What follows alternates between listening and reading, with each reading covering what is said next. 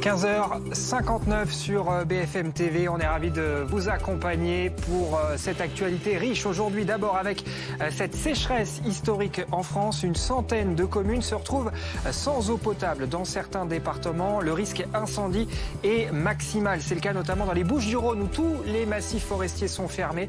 On en parlera également de cette sécheresse dans le Var avec Thomas Herman. Dans l'actualité également, l'escalade à Taïwan. Les autorités de l'île accusent la Chine de simuler une attaque. La visite de Nancy Pelosi, la présidente de la Chambre des représentants américaine, est au cœur des tensions, y compris en France, avec les propos polémiques de Jean-Luc Mélenchon dans un tweet, dans un blog tout à l'heure. Le chef de file de la France insoumise réaffirme sa position. On décrypte tout cela avec Alexis Cuvillier dans un instant. Et puis l'émotion très vive au Royaume-Uni après la mort du jeune Archie, 12 ans, à la suite d'un défi sur les réseaux sociaux qu'il a laissé en état de mort cérébrale. La justice avait autorisé mi-juillet la fin de ce traitement, marquant le début d'une bataille judiciaire entre l'hôpital et la famille de l'enfant opposée à l'arrêt des soins. Et puis pourra-t-on sauver le beluga piégé dans les eaux de la Seine? L'animal est toujours actuellement bloqué dans une écluse de l'Eure, a confirmé la secrétaire générale de la préfecture du département tout à l'heure. Il est en bonne santé, plutôt calme, mais l'attente des vétérinaires va préciser la suite de la stratégie à poursuivre pour cet animal qui est désormais le 3e cétacé coincé dans la Seine en moins de 3 mois.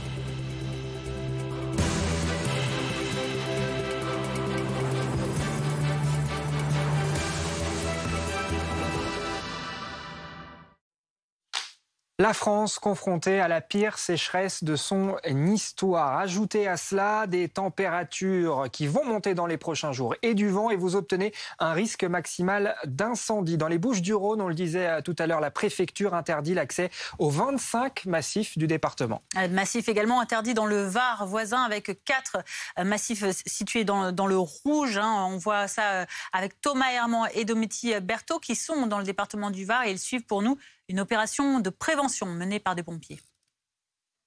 Effectivement, nous sommes en plein exercice avec les sapeurs-pompiers du Var. Ce qui vient de se passer à l'instant, vous avez 4 camions lanceurs d'eau. Ils se sont disposés sur une centaine de mètres, donc on a fait une ligne de défense de 100 mètres pour attaquer un feu dans le scénario où le feu se propageait du bas en direction des camions des sapeurs-pompiers. Ils ont sorti tous leurs lances à eau pour combattre donc ces flammes qui sont fictives, vous l'aurez compris. Sauf que le feu était beaucoup trop important, il a fallu se replier. L'ensemble des moyens ont été repliés. Et là, on passe au deuxième exercice côté donc sécurité pour replier l'ensemble des sapeurs-pompiers au niveau de la citerne à eau qui est juste en haut pour tout simplement les sécuriser de ces flammes. Voilà pour cet exercice. Pourquoi les sapeurs-pompiers s'exercent? Eh bien, il y a un risque encore important du côté des incendies cet après-midi et jusqu'à lundi dans le département du Var, dans le département des Bouches-du-Rhône, avec notamment les conditions météorologiques qui ne sont pas du tout favorables, jusqu'à 70 km/h pour le Mistral, 60 à 70 pour la Tramontane et surtout de fortes températures, 36 à 38 degrés, localement 39 pour la journée d'aujourd'hui. C'est la règle des 3,30 qui s'applique du côté des sapeurs-pompiers. Des températures au-dessus de 30 degrés, un taux d'hydrométrie, donc c'est le taux d'humidité dans l'air qui est en dessous de 30% et les températures au-dessus de 30 degrés. C'est pour ça qu'il faut être très vigilant et que les massifs forestiers sont fermés dans la totalité pour le département des Bouches-du-Rhône. 4 massifs sont fermés du côté du Var. C'est pour ça qu'il faut être prudent et surtout ne pas se rendre dans les massifs qui sont fermés. Avec cette sécheresse, ce sont 93 départements de métropole sur 96 qui font l'objet de restrictions d'eau. Et dans une centaine de communes, il n'y a tout simplement plus rien dans les canalisations. Les habitants n'ont plus accès à l'eau potable. Reportage Chloé Barbeau. Dans le Var, la source qui alimente le village de Seillan est à sec. Les habitants doivent drastiquement limiter leur consommation. 150 litres maximum par personne et par jour. Je fais un relevé le matin et je fais un relevé le soir et je vois combien j'ai consommé. Réutiliser l'eau des pâtes ou prendre sa douche avec une casserole, tout le monde doit s'adapter. Par exemple, au lieu de faire plusieurs machines à laver, on va faire peut-être une seule machine à laver, vous voyez, des choses comme ça. Il suffit d'y penser. Depuis le mois de mai, un camion-citerne transporte l'eau de la commune voisine jusqu'au château d'eau de Seillan. L'objectif, éviter la coupure totale d'eau potable. Pendant ce temps, 24 heures, 48 heures, ça serait donc une alimentation par des packs d'eau. Et si les habitants le comprennent bien, en étant très raisonnables, peut-être que nous échapperons à cette situation. En cas de non-respect des limitations, l'amende s'élève à 1 500 € pour les particuliers, 7 500 pour les professionnels. Et pour parler de cette sécheresse, un invité avec nous, Patrick Marlière. Bonjour, vous êtes météorologue, président d'Agathe Météo. On parle de sécheresse historique. On voit des communes où il faut faire venir des citernes d'eau. On est en train de vivre quelque chose de vraiment inédit là en ce moment.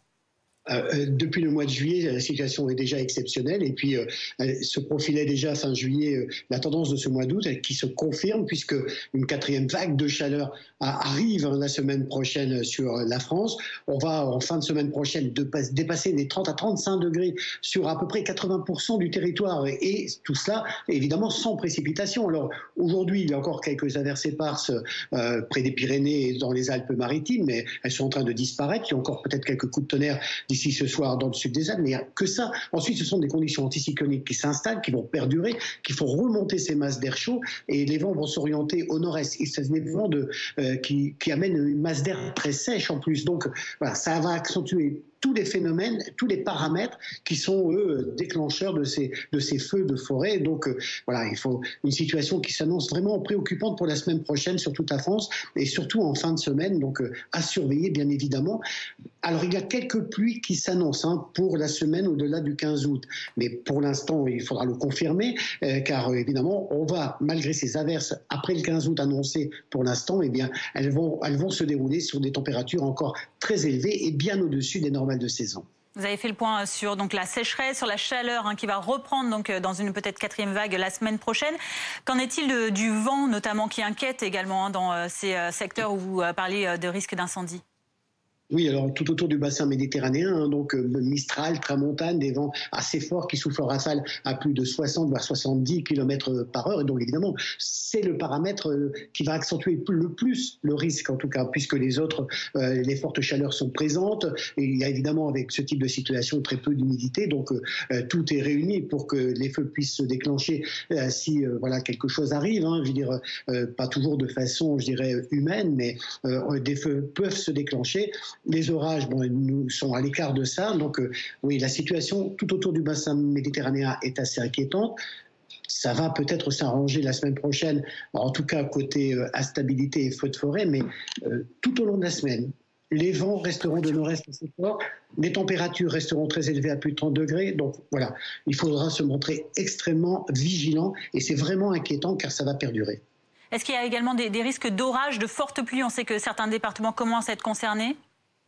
Oui, alors hier déjà, il y a eu des orages extrêmement violents puisque à certains secteurs, notamment dans le Cantal, mais aussi en Savoie, en Haute-Savoie, on a relevé en l'espace d'une heure quasiment un mois de pluie. Pour autant, ça ne résout pas le problème de la sécheresse sur ces secteurs. Il y a d'autres régions de France qui ont été touchées par ce type de phénomène au mois de juillet.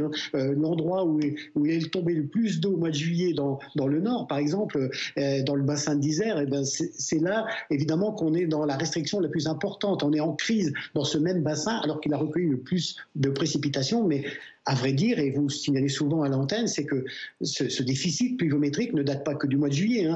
Pour certains, c'est depuis le mois de janvier. Dans le Nord, c'est 50% de pluie en moins depuis le début janvier. Et dans certains secteurs, ça date depuis 2021. Donc oui, la situation était vraiment au niveau des alertes maximales. Et malheureusement, ça va durer.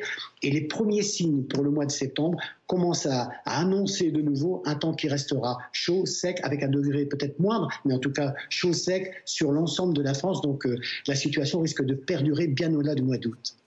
À 16h09, on fait le point sur l'actualité internationale à présent avec cette situation à Taïwan. Ce samedi, les autorités accusent la Chine de simuler des attaques sur l'île. Taipei qui assure avoir détecté de multiples avions et navires chinois. Alors pourquoi cette escalade ? Les explications dans ce reportage de Juliette Andrieux. Des avions de chasse au-dessus de Taïwan. Pékin montre ses muscles. Taipei a observé hier pas moins de 68 avions et 13 navires de guerre chinois dans le détroit de Taïwan, au-delà de la ligne médiane qui sépare l'île du continent. Les opérations militaires conjointes ont été couronnées de succès jusqu'à présent. Elles ont atteint l'objectif de dissuader les forces séparatistes qui cherchaient l'indépendance de Taïwan. Des exercices en réponse à la visite mardi soir à Taïwan de la numéro 3 américaine Nancy Pelosi. Des manœuvres qui doivent durer encore jusqu'à demain midi. Cette visite, elle est instrumentalisée par la Chine aujourd'hui pour créer cette crise. La visite d'un président de la Chambre des représentants n'est pas sans précédent à Taïwan. Il y a très régulièrement des parlementaires qui se rendent à Taïwan, que ce soit des parlementaires américains, c'était le cas de sénateurs il y a quelques mois, français, européens, la vice-présidente du Parlement européen. Une crise qui permettrait à Pékin de faire évoluer le statu quo de Taïwan. Mais Taipei a décidé de ne pas répondre aux provocations. Nous n'avons pas fait des manœuvres militaires. Donc encore une fois, tout ce statu quo doit être maintenu. Pour le moment, il n'y a aucun problème d'indépendance de Taïwan. Nous voulons vivre en paix, en démocratie comme vous. Nous partageons les mêmes convictions. Et je crois que c'est ça qui compte pour les 23 millions d'habitants à Taïwan. Un appel à la désescalade pour ne pas faire le jeu de Pékin. Même les États-Unis ont annulé des exercices militaires.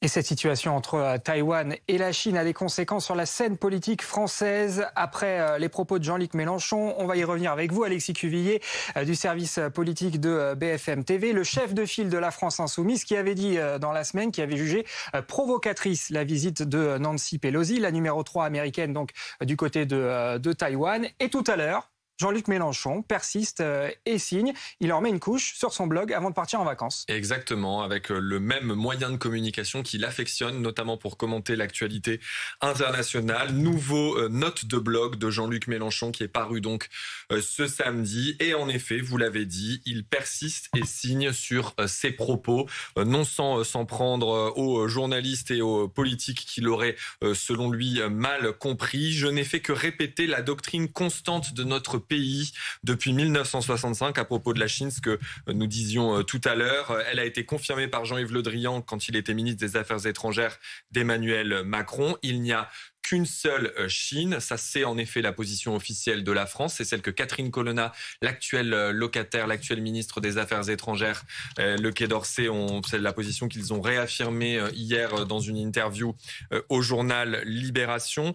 Quel genre de peur règne sur le débat? Où est passé l'actif président des amitiés franco-chinoises, Monsieur Raffarin, les signataires de l'accord de coopération de l'UMP avec le PC chinois et Fabien Roussel, après son si récent voyage d'amitié en Chine? Ça, ce sont toujours les mots de Jean-Luc Mélenchon qui renvoie donc visiblement les autres responsables politiques à ce qu'il estime être des contradictions.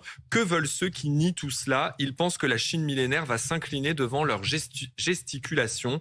Ils veulent pousser la Chine à devoir entrer en convergence plus étroite avec la Russie, dit encore le chef de file de la France Insoumise. Gesticulation, on imagine que Julien Bayou, le responsable écologiste qui a exprimé hier sur BFM TV sa très grande distance avec les propos de Jean-Luc Mélenchon, appréciera. Il avait, lui, jugé que la vision de Jean-Luc Mélenchon sur cette question de politique internationale était assez datée. Il n'y a pas de référence dans la note de blog de Jean-Luc Mélenchon aux droits des habitants de Taïwan et à la démocratie sur place. Pas non plus de réaffirmation de la phrase qui avait fait le plus polémique dans sa première note de blog, la formule Taïwan, composante à part entière de la Chine. Merci Alexis Cuvillier pour ces précisions sur ce dossier donc de Taïwan avec la Chine. On en revient à présent à cette triste nouvelle au Royaume-Uni sur la mort du jeune Archie, 12 ans. À la mi-journée aujourd'hui, il a été la victime d'un défi sur les réseaux sociaux, une sorte de remake du jeu du foulard qu'il a laissé en état de mort cérébrale. La justice avait autorisé mi-juillet la fin de ce traitement. Laura Calmus, vous êtes notre correspondante à Londres et ça a marqué le début d'une bataille judiciaire entre l'hôpital et la famille qui était opposée à l'arrêt des soins du petit Archie.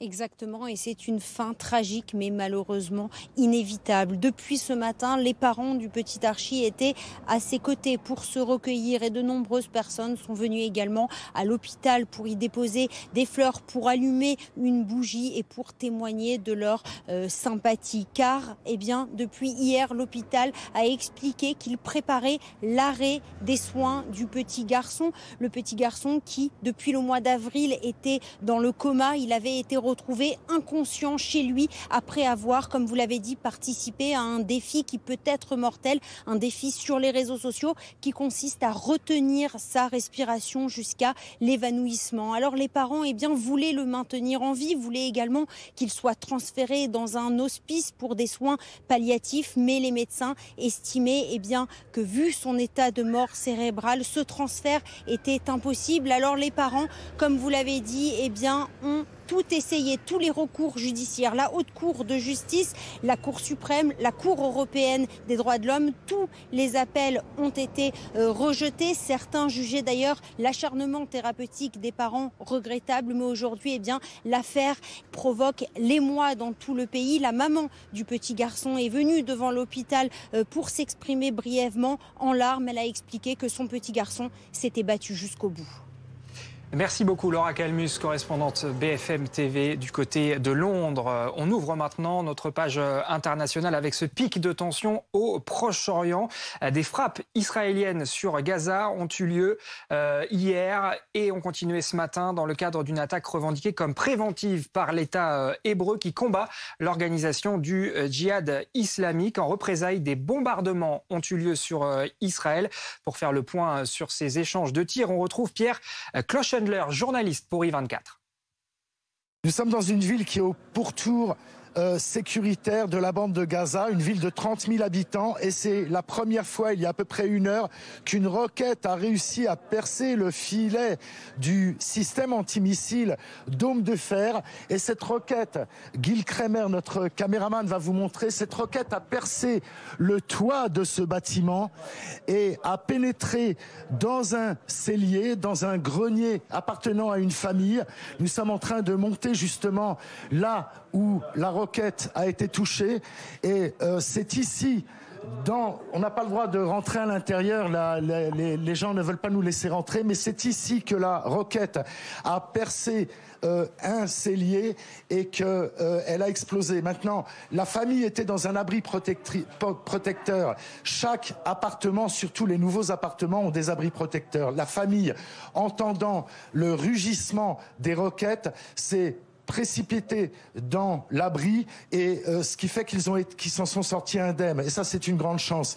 Cette ville de 30 000 habitants, il semble que c'est inévitable que des roquettes la touchent, parce que depuis le début de ces hostilités, il y a maintenant 22 heures à peu près, la ville a été durement ciblée par ces roquettes. Plus d'une soixantaine de roquettes sont tombées, ou en tout cas ont visé cette ville.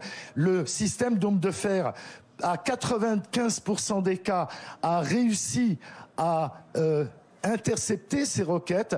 L'heure qui vient de passer, nous avons eu à peu près 3 incidents de volée de roquettes, à peu près 6-7 roquettes par volée qui ont été interceptées, sauf celle-ci qui a percé le toit de ce bâtiment et qui a explosé dans un grenier.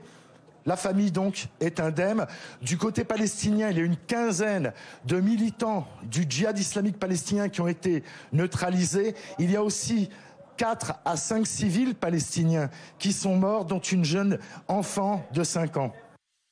16h18 dans l'actualité également en France. Cette fois-ci, ce rodéo urbain en région parisienne dans le Val d'Oise, en plein cœur d'une cité de Pontoise. Un pilote de motocross a percuté hier soir 2 enfants qui étaient en train de jouer. Et ils sont blessés. Oui, le garçon, 11 ans, a des fractures au niveau des membres. La petite de 10 ans, elle, est en urgence absolue entre la vie et la mort. La préfecture du Val d'Oise annonce l'ouverture d'une enquête. L'auteur présumé des faits, lui, serait un jeune de la cité, toujours en fuite. Il devrait se rendre, nous dit-on, aux forces de l'ordre dans l'après-midi. Et puis on en vient maintenant à ce beluga, toujours bloqué dans la Seine, à environ 70 km de Paris. Il est coincé dans une écluse à Saint-Pierre-la-Garenne, dans l'Eure. La secrétaire générale de la préfecture de l'Eure et vice-préfète d'Évreux s'est exprimée dans l'après-midi pour donner des nouvelles du cétacé, le 3e déjà bloqué en 3 mois dans la Seine. Elle a décrit un animal qui est toujours calme pour l'instant. Des vétérinaires sont en route pour venir sur site et examiner le beluga autant que possible et lui administrer, alors je vais le dire très simplement, des vitamines et des produits qui sont susceptibles de lui ouvrir l'appétit. Voilà, donc l'idée c'est de voir si c'est son périple qui l'a fatigué et il manque d'énergie, y compris pour peut-être s'alimenter, ou si c'est peut-être un individu qui malheureusement serait peut-être souffrant. Et auquel cas, c'est d'autres solutions qu'il faudrait lui apporter. 16h19 sur BFM TV. Fanny, on va souffler un peu, sortir un peu, parce que, oui, c'est les vacances, c'est vos vacances. On part du côté de la ferme du Paradis, en Haute-Garonne. Votre programme avec Magnolia.fr. Changez votre assurance de prêt à tout moment et économisez sur Magnolia.fr, comparateur en assurance de prêt immobilier.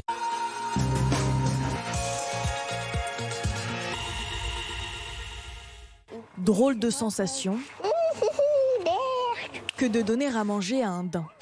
À la ferme du Paradis, les enfants nourrissent les animaux jusqu'à ce qu'ils soient repus. Je lui ai donné des graines. Elle a plus faim, je crois.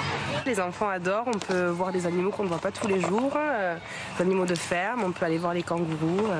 Situé à 40 km de Toulouse, ce parc est un refuge pour animaux maltraités. Achetés à des cirques, des abattoirs ou des associations, ils sont remis sur pied dans cette forêt préservée. Certains arrivent avec des becs arrachés, d'autres des pattes cassées. Une fois soignés, on essaye de les garder ici. Après, sinon, ils sont placés dans des endroits, on va dire, appropriés. C'est très important que les enfants voient aussi ce que c'est que la nature, mais dans l'état brut des choses aussi un peu. Parce que là, il n'y a pas trop d'enfermement, je considère. Comptez 9,50 € pour admirer les perroquets, les grues du Japon ou s'amuser dans les manèges. Chaque année, le parc accueille 30 000 visiteurs. C'était votre programme avec Magnolia.fr. Changez votre assurance de prêt à tout moment et économisez sur Magnolia.fr, comparateur en assurance de prêt immobilier. 16h21, restez avec nous à suivre sur BFM TV. Nous reviendrons sur ce rodéo urbain dans le Val d'Oise, dans une cité de Pontoise. Le pilote qui a laissé 2 enfants blessés après donc ce rodéo hier soir dans une cité. Le garçon qui a 11 ans présente des fractures au niveau des membres. La petite fille de 10 ans est-elle en urgence absolue entre la vie et la mort? On fait le point dans notre journal de 16h30. À tout de suite. C'est maintenant sur BFM TV, soyez les bienvenus. Nous vous parlons d'ici. Sur la ligne de front. BFM TV vous emmène sur place. Toute l'année, nous étions là. Pour faire vivre ce grand moment. Vous étiez là. Ça fait du bien d'être ensemble aujourd'hui. Vous avez fait de nous la chaîne d'infos préférée des Français. Pour cela, un seul mot. Merci. Merci. Merci. L'immense clameur de cette foule. Merci. Merci beaucoup. Merci. Merci. Merci. Merci beaucoup de votre fidélité à BFM TV. Vous pouvez compter sur nous.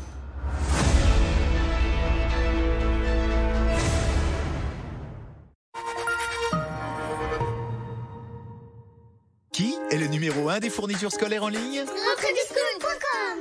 Rentrediscount, c'est plus de 10 000 produits. Avec toutes les marques, pour toutes les classes, jusqu'à moins 40%. Et toujours sans bouger de chez vous. Alors, pour vos fournitures scolaires, c'est... Rentrediscount.com. J'allais le dire. 2, 1, bon anniversaire.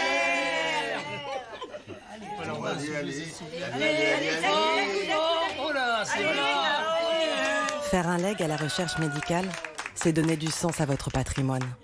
Fondation pour la recherche médicale. Faites un don pour la vie sur frm.org. Régime Box, ça marche. Nos clients perdent en moyenne 4 kilos dès le premier mois. Et comme chaque personne est unique, notre programme est entièrement personnalisable. Personnalisable en fonction de vos objectifs. La durée du programme s'ajuste à votre objectif de perte de poids. Personnalisable en fonction de vos besoins. L'apport calorique journalier est personnalisé en fonction de votre métabolisme. Personnalisable en fonction de vos goûts. Vous choisissez vos repas parmi une 60aine de recettes gourmandes. Bénéficiez jusqu'à 64% de réduction sur le premier mois de votre programme. Alors, si vous voulez perdre du poids, allez sur regimebox.fr, regimebox.fr. Découvrez BFM Alsace, la dernière des chaînes régionales de BFM. Bienvenue sur BFM Alsace. Et au total, 10 chaînes locales à votre service. Bienvenue dans la plus belle région de France. La plus gastronomique, la plus ensoleillée, la plus nature de France, la plus chaleureuse, la plus capitale des régions de France. Trafic, météo, transport, culture. Simplifiez-vous la vie avec les chaînes locales de BFM. Et bientôt, BFM Normandie. Même si mes parents et mes grands-parents sont à la Massif, j'ai quand même voulu voir par moi-même ce qui se faisait ailleurs. Et la Massif était l'assureur qui proposait le meilleur rapport qualité-prix. En fait, on se rend compte que c'est devenu un choix. C'est étrange, mais je me suis retrouvé à parrainer mes parents, en fait. Alors que normalement, c'est l'inverse. La Massif, c'est vous.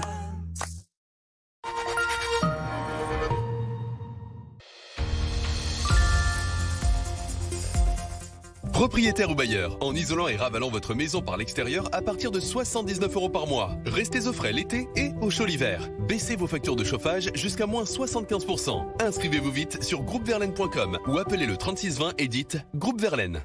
Là, c'est Anne-Laure et Louise. Ce sont des clientes comme j'aime. Louise a perdu 44 kilos. Avant, elle était très gênée dès qu'il faisait chaud. Anne-Laure, elle, a perdu 12 kilos. Avant, elle était un petit peu complexée. Mais aujourd'hui, c'est fini. Souvent, les gens pensent que tout est faux. Et pourtant, je suis loin d'être une actrice. Je suis conductrice de bus et j'ai réellement perdu 44 kilos grâce à Comme J'aime. J'ai perdu 12 kilos, j'ai retrouvé mon dynamisme. Je me sens beaucoup mieux dans ma peau. Je suis beaucoup plus heureuse. Alors venez vite faire votre devis en ligne. C'est gratuit, simple et sans engagement. Rendez-vous sur commejaime.fr. Commejaime.fr.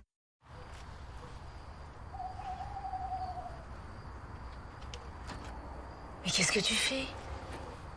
C'est pas aujourd'hui qu'on part en vacances, c'est la semaine prochaine. Je sais. Mais comme ça, je suis prêt. Fram, vous avez déjà envie d'être en vacances.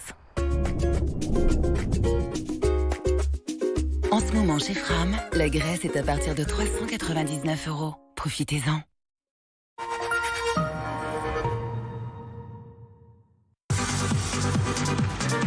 Suivez votre programme avec Coyote, parce que c'est quand même plus sympa de rouler avec tous ces points. Coyote. Votre programme avec Siligom. Siligom, pneus, mécanique et entretien auto pour rouler en toute sérénité.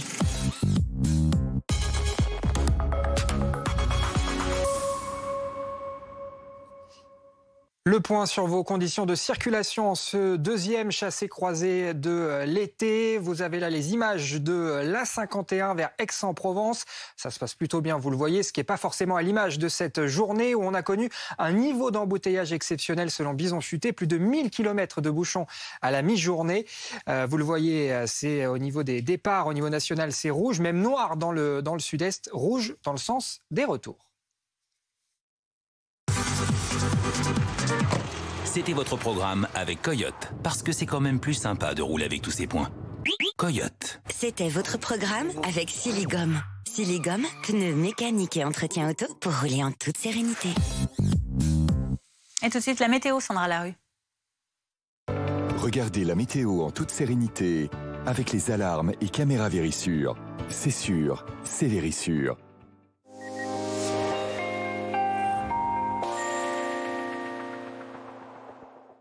Très temporairement, on peut noter une petite amélioration en ce qui concerne la canicule. Évidemment, la sécheresse se poursuit, elle, mais nous n'avons plus que 2 départements en vigilance canicule, le Vaucluse et le Gard. Ailleurs, c'est bien souvent du vert, toujours quand même de très fortes chaleurs sur le sud-est et même sur le sud-ouest. Regardez cette frange largement dégagée, toujours des conditions largement ensoleillées pour demain matin, un petit vent d'est, Mistral et Tramontane dans le golfe du Lion, notamment sur le pourtour méditerranéen. Puis dans l'après-midi, eh bien, par évolution diurne, on pourra avoir quelques bourgeonnements nuageux sur les reliefs qui pourront apporter une petite averse, localement un coup de tonnerre jusqu'en Corse. Le vent de secteur nord-est qui va se renforcer sur la moitié ouest du pays et les températures qui déjà vont commencer à grimper. Alors en matinée, ça va rester très chaud sur le sud-est, 23-25 degrés, on attend 21 degrés à Toulouse, il fera 14 degrés à Bourges tout comme à Paris, 10 à Reims. Et dans l'après-midi, eh bien, le mercure grimpe déjà partout. 30 degrés à La Rochelle, à Nantes, on attend 28 à Paris, 26 à Lille et puis toujours ces très fortes chaleurs. Chaleur qui s'intensifie même sur le sud-ouest, 35 degrés à Bordeaux et Toulouse, 36 à Marseille. Toujours lundi du plein soleil, mais un léger voile nuageux sur l'ouest, toujours quelques orages sur les reliefs et les températures qui continuent de grimper. Toujours 36 à Toulouse, 35 toujours à Bordeaux, 29 pour Paris, ça grimpe au nord. On attend 32 degrés du côté de Nantes, 33 à La Rochelle, 31 au Mans. Donc cette vague de chaleur se confirme. Ce sera du soleil tout au long de la semaine avec ces températures qui ne vont cesser de grimper jusqu'à au moins le week-end prochain. Vous avez regardé la météo en toute sérénité avec les alarmes et caméras Vérissure. C'est sûr, c'est Vérissure. 16h30 sur BFM TV. Bienvenue à vous si vous nous rejoignez cet après-midi dans Non-Stop. À la une, ces 2 enfants blessés. Un rodéo urbain à Pontoise, dans le Val d'Oise.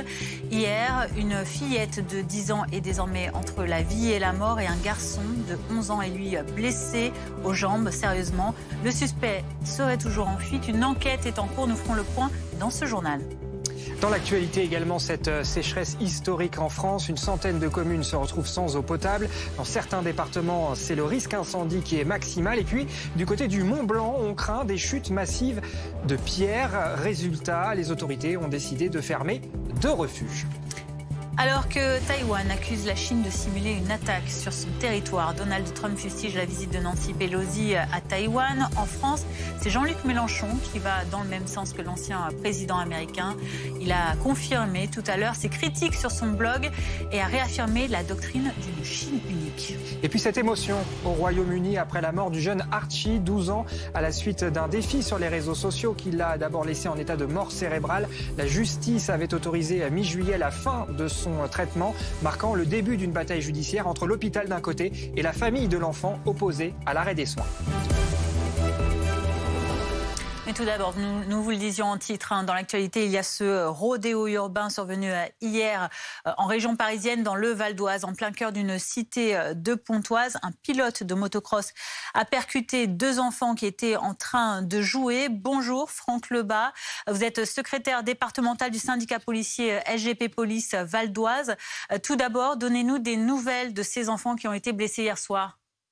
Bah écoutez, c'est quand même assez dramatique. On a 2 enfants donc, qui ont été très grièvement blessés. Un enfant, donc le petit garçon qui a été héliporté cette nuit vers l'hôpital d'Amiens. Et la petite fille qui est actuellement en urgence absolue puisque la tête a été très gravement touchée par le choc avec la motocross. Que sait-on du suspect ? Alors on sait qu'il s'est présenté en début d'après-midi, un peu après 14h, au commissariat de Cergy. Puisqu'effectivement, malgré le silence qu'on avait initialement pendant les constatations, mes collègues ont pu quand même noter une identité. Et l'individu avait perdu son téléphone portable sur place, donc et appris là qu'il s'était rendu peu après 14h au commissariat de Cergy. Il s'est rendu de lui-même ? Oui, tout à fait, oui. D'accord. Vous disiez que son téléphone avait été retrouvé. C'est comme ça que les enquêteurs ont réussi à retrouver sa piste également ? À l'identifier ? Oui, effectivement. Alors, c'est un élément d'enquête qui est très important, mais les langues, quand vous avez ce type d'accident au plein cœur d'une cité, il y a quand même des langues qui se délient et l'identité avait quand même été donnée par un habitant du quartier. Est-ce que ce sont des faits qui sont récurrents, ces rodéos urbains dans le Val d'Oise et peut-être même à Pontoise en particulier ? Oui, alors c'est un petit peu, je vais globaliser un petit peu sur l'Île-de-France. Voilà, c'est un phénomène qui n'est absolument pas un cas isolé. C'est quotidien. Les habitants de ces quartiers-là subissent au quotidien toutes ces exactions en moto et c'est véritablement insupportable. Alors c'est vrai que nous, au niveau police, on fait énormément d'opérations pour essayer d'en attraper, puis saisir surtout ces véhicules qui n'ont rien à faire sur la voie publique. Mais là, effectivement, vous êtes au plein cœur d'une cité avec aucun accès pour un véhicule à moteur. Ils peuvent circuler quasiment librement, comme ça, respectant absolument pas les règles liées au code de la route. Alors justement, Franck Lebas, puisque ces rodéos urbains sont fréquents, est-ce que le suspect qui s'est présenté donc tout à l'heure, vous nous l'avez dit, à 14h au commissariat de Cergy, était connu des services de police? Et est-ce que vous pouvez nous en dire plus sur son profil, sur son âge? Est-ce qu'il était du quartier notamment? Oui, alors c'est un jeune du quartier, bien évidemment, qui n'est pas non plus à son premier coup d'essai. Vous imaginez, pour piloter ce type de moto, il faut quand même avoir quelques notions de conduite. Désolé, ça coupe. Un problème de connexion avec Franck Lebas qu'on va peut-être essayer de retrouver tout à l'heure donc pour évoquer ce rodéo urbain qui a fait 2 victimes tout à l'heure, 2 enfants qui ont été blessés. Il est de retour, Franck Lebas. Vous nous parliez donc du profil de ce suspect qui n'en était pas, nous disiez-vous, à son coup d'essai. Non, malheureusement, c'est des jeunes. C'est par passion, manifestement, ils utilisent ce type de véhicule au mépris des règles élémentaires, de sécurité. Et effectivement, c'est un jeu de narguer la police, c'est un jeu de narguer les autorités et de circuler comme ça. Donc là, en plein cœur de la cité, dans une zone qui est totalement pédestre, où on a des enfants qui jouent, et ben effectivement, au mépris de toutes les règles élémentaires de responsabilité, arrive ce qui arrive, un drame avec 2 familles probablement brisées à jamais par ce type d'accident. Justement, expliquez-nous peut-être un petit peu quelle était la scène au moment de ce rodéo urbain. Ces enfants, ils jouaient dans le quartier, ils étaient avec de la famille, avec des amis. Comment est-ce que ça s'est déroulé ? Vous imaginez très bien qu'avec le temps qu'il fait, effectivement, les enfants étaient dehors en train de jouer au chat tranquillement, comme ils font d'habitude. Et malheureusement, le soir, comme ça, une moto qui passe, n'a pas forcément vu, et les a percutés de plein fouet. Donc, j'ose espérer que leur état de santé s'améliore. La petite fille est quand même très grièvement touchée. Et malheureusement, donc, juste après l'impact, effectivement, des amis du pilote l'ont manifestement aidé à extirper la moto et aller la cacher un petit peu plus loin. La moto n'a toujours pas été retrouvée et l'individu a pris la fuite. Voilà. Mais les premiers éléments de l'enquête nous ont permis quand même de l'identifier et cette pression, effectivement, peut-être liée à la perte de son portable, a fait qu'il s'est rendu cet après-midi. Merci beaucoup Franck Lebas, secrétaire départemental donc du syndicat de police SGP dans le Val d'Oise. Donc pour le point sur ce rodéo urbain, le suspect a fait 2 blessés donc en motocross et il s'est présenté au commissariat de Cergy tout à l'heure. On s'intéresse maintenant à cette sécheresse en France avec une conséquence, une vigilance maximale en montagne au Mont-Blanc. Les fortes chaleurs et la sécheresse font craindre des chutes massives de pierres. Et les guides déjà, depuis 3 semaines au moins, évitent l'ascension du massif du Mont-Blanc. Mais ce n'est pas le cas de tous les alpinistes. Nous étions tout à l'heure avec le maire de Saint-Gervais, commune du sommet du Mont-Blanc, qui a décidé, lui, pour protéger la population et ses alpinistes inconscients, de fermer 2 refuges, ceux de la Tête-Rousse et du Goutet. L'accès au Mont-Blanc se fait principalement par Saint-Gervais, par la voie royale, la voie dite du Goutet. Et cette voie comprend l'ascension d'une aiguille qui est l'aiguille du Goutet, avec la traversée d'un couloir dans lequel il y a de nombreuses chutes de pierres quand on est en période de chaleur. Et aujourd'hui, on est effectivement en période de chaleur et depuis mi-juillet, le préfet et le maire que je suis, nous avons recommandé aux alpinistes de différer les ascensions.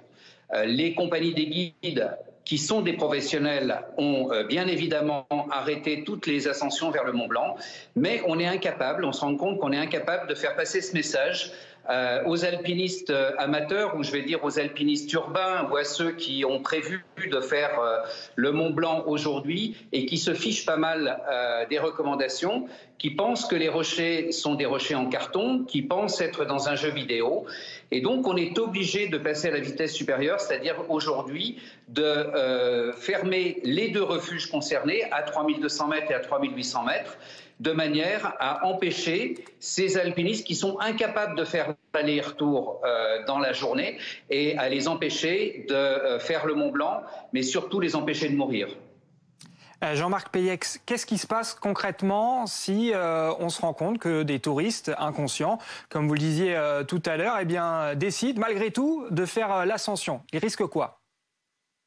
Il ne risque rien, c'est-à-dire qu'en France, le droit au suicide est un droit qui est reconnu, donc c'est simplement qu'avec vos impôts, vous, depuis Paris ou depuis toute la France, on va payer les frais de secours, ou plutôt les frais pour aller rechercher le cadavre et éventuellement pour l'enfouir, pour l'enterrer. Donc on ne peut rien faire, parce que la montagne est un espace de liberté et qu'on est toujours accroché dans notre pays à des principes qui sont des principes un peu idiots. L'actualité internationale maintenant, alors que Nancy Pelosi, la chef des députés américains, poursuit sa tournée asiatique aujourd'hui en Corée du Sud, retour sur une déclaration de Donald Trump. Hier, l'ex-président américain participait à un rassemblement des conservateurs dans le Wisconsin et il est revenu sur le voyage controversé de la présidente du Congrès à Taïwan avec des approbations. Écoutez. Nous allons élire une incroyable liste de républicains d'America First et nous allons en finir avec la folle Nancy Pelosi. Que diable faisait-elle à Taïwan? Elle était le rêve de la Chine, Elle leur a donné une excuse. Ils cherchaient cette excuse qu'elle vient de leur donner. Tout ce qu'elle touche se transforme en vous savez quoi. Et puis cette autre actualité à l'étranger, aux États-Unis, au Royaume-Uni, pardon, avec l'émotion après la mort du jeune Archie, âgé de seulement 12 ans. Il est mort à la suite d'un défi lancé sur les réseaux sociaux, sorte de jeu du foulard qui consistait à s'asphyxier, à tenir le plus longtemps sans respirer et qu'il a laissé dans un état de mort cérébrale. La justice avait autorisé mi-juillet la fin de son traitement, marquant le début d'une bataille judiciaire entre l'hôpital et la famille de l'enfant qui, elle, ne souhaitait pas arrêter les soins. Ils ont tout de même été donc décidés par la justice. Le petit enfant donc est décédé hier soir. 16h39 sur BFM TV. Restez bien avec nous. Dans quelques instants, on va revenir sur ce rodéo urbain en région parisienne qui a fait hier 2 blessés, 2 enfants. Une petite fille notamment de 10 ans est en urgence absolue entre la vie et la mort. Quant à l'auteur présumé des faits, il s'est rendu en début d'après-midi au commissariat de Cergy dans le Val d'Oise. Il a été identifié. On en parle dans quelques instants. Bonsoir à tous, je suis ravie de vous retrouver. Merci d'être avec nous sur BFM TV.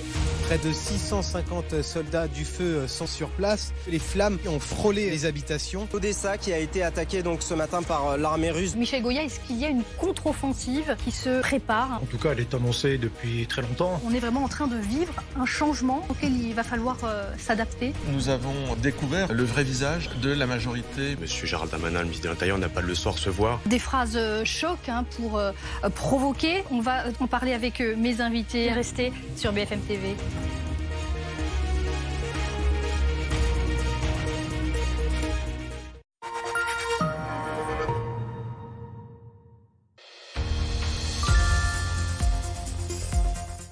Vous rêvez d'indépendance? Ne vous fâchez pas. Groupe Verlaine installe chez vous une centrale solaire de 3 kg pour produire votre électricité en toute autonomie au prix unique de 7 900 €. Oui, 7 900 €. Consultez nos experts sur groupeverlaine.com ou en composant le 3620 et dites Groupe Verlaine.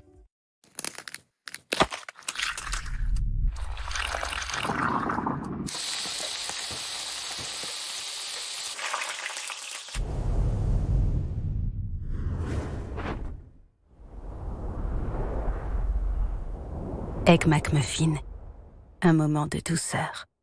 Vous aussi, vous voulez faire comme j'aime? Mais avant de commencer, vous voulez savoir combien ça va vous coûter. Et c'est normal. En fait, ça dépend de votre objectif de perte de poids et de votre morphologie. Je vais vous montrer comment faire un devis, rien de compliqué. Vous allez sur le site commejaime.fr. Vous faites votre demande de devis en ligne. C'est simple, gratuit et sans engagement. En quelques minutes, vous connaîtrez le prix de votre programme pour perdre vos kilos en trop. Alors maintenant, plus d'excuses. Dès la semaine prochaine, commencez à perdre du poids. Alors rendez-vous sur commejaime.fr. commejaime.fr.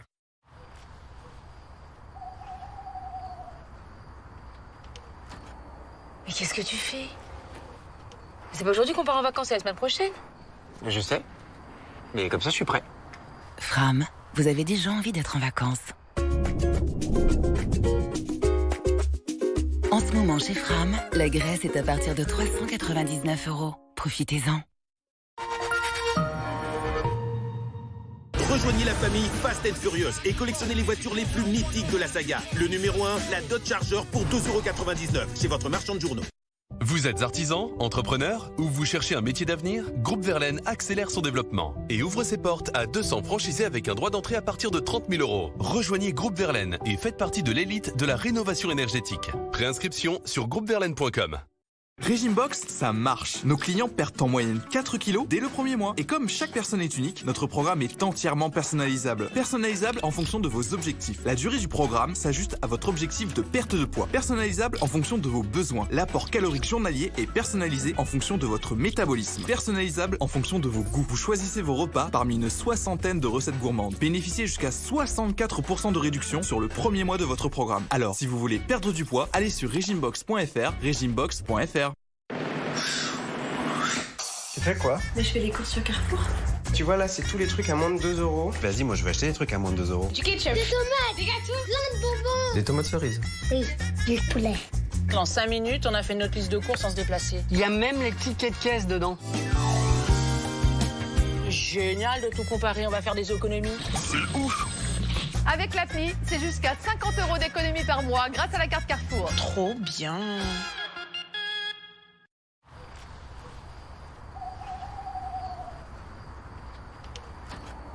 Mais qu'est-ce que tu fais? C'est pas aujourd'hui qu'on part en vacances, c'est la semaine prochaine. Je sais. Mais comme ça, je suis prêt. Fram, vous avez déjà envie d'être en vacances. En ce moment, chez Fram, la Côte d'Azur est à partir de 299 €. Profitez-en. –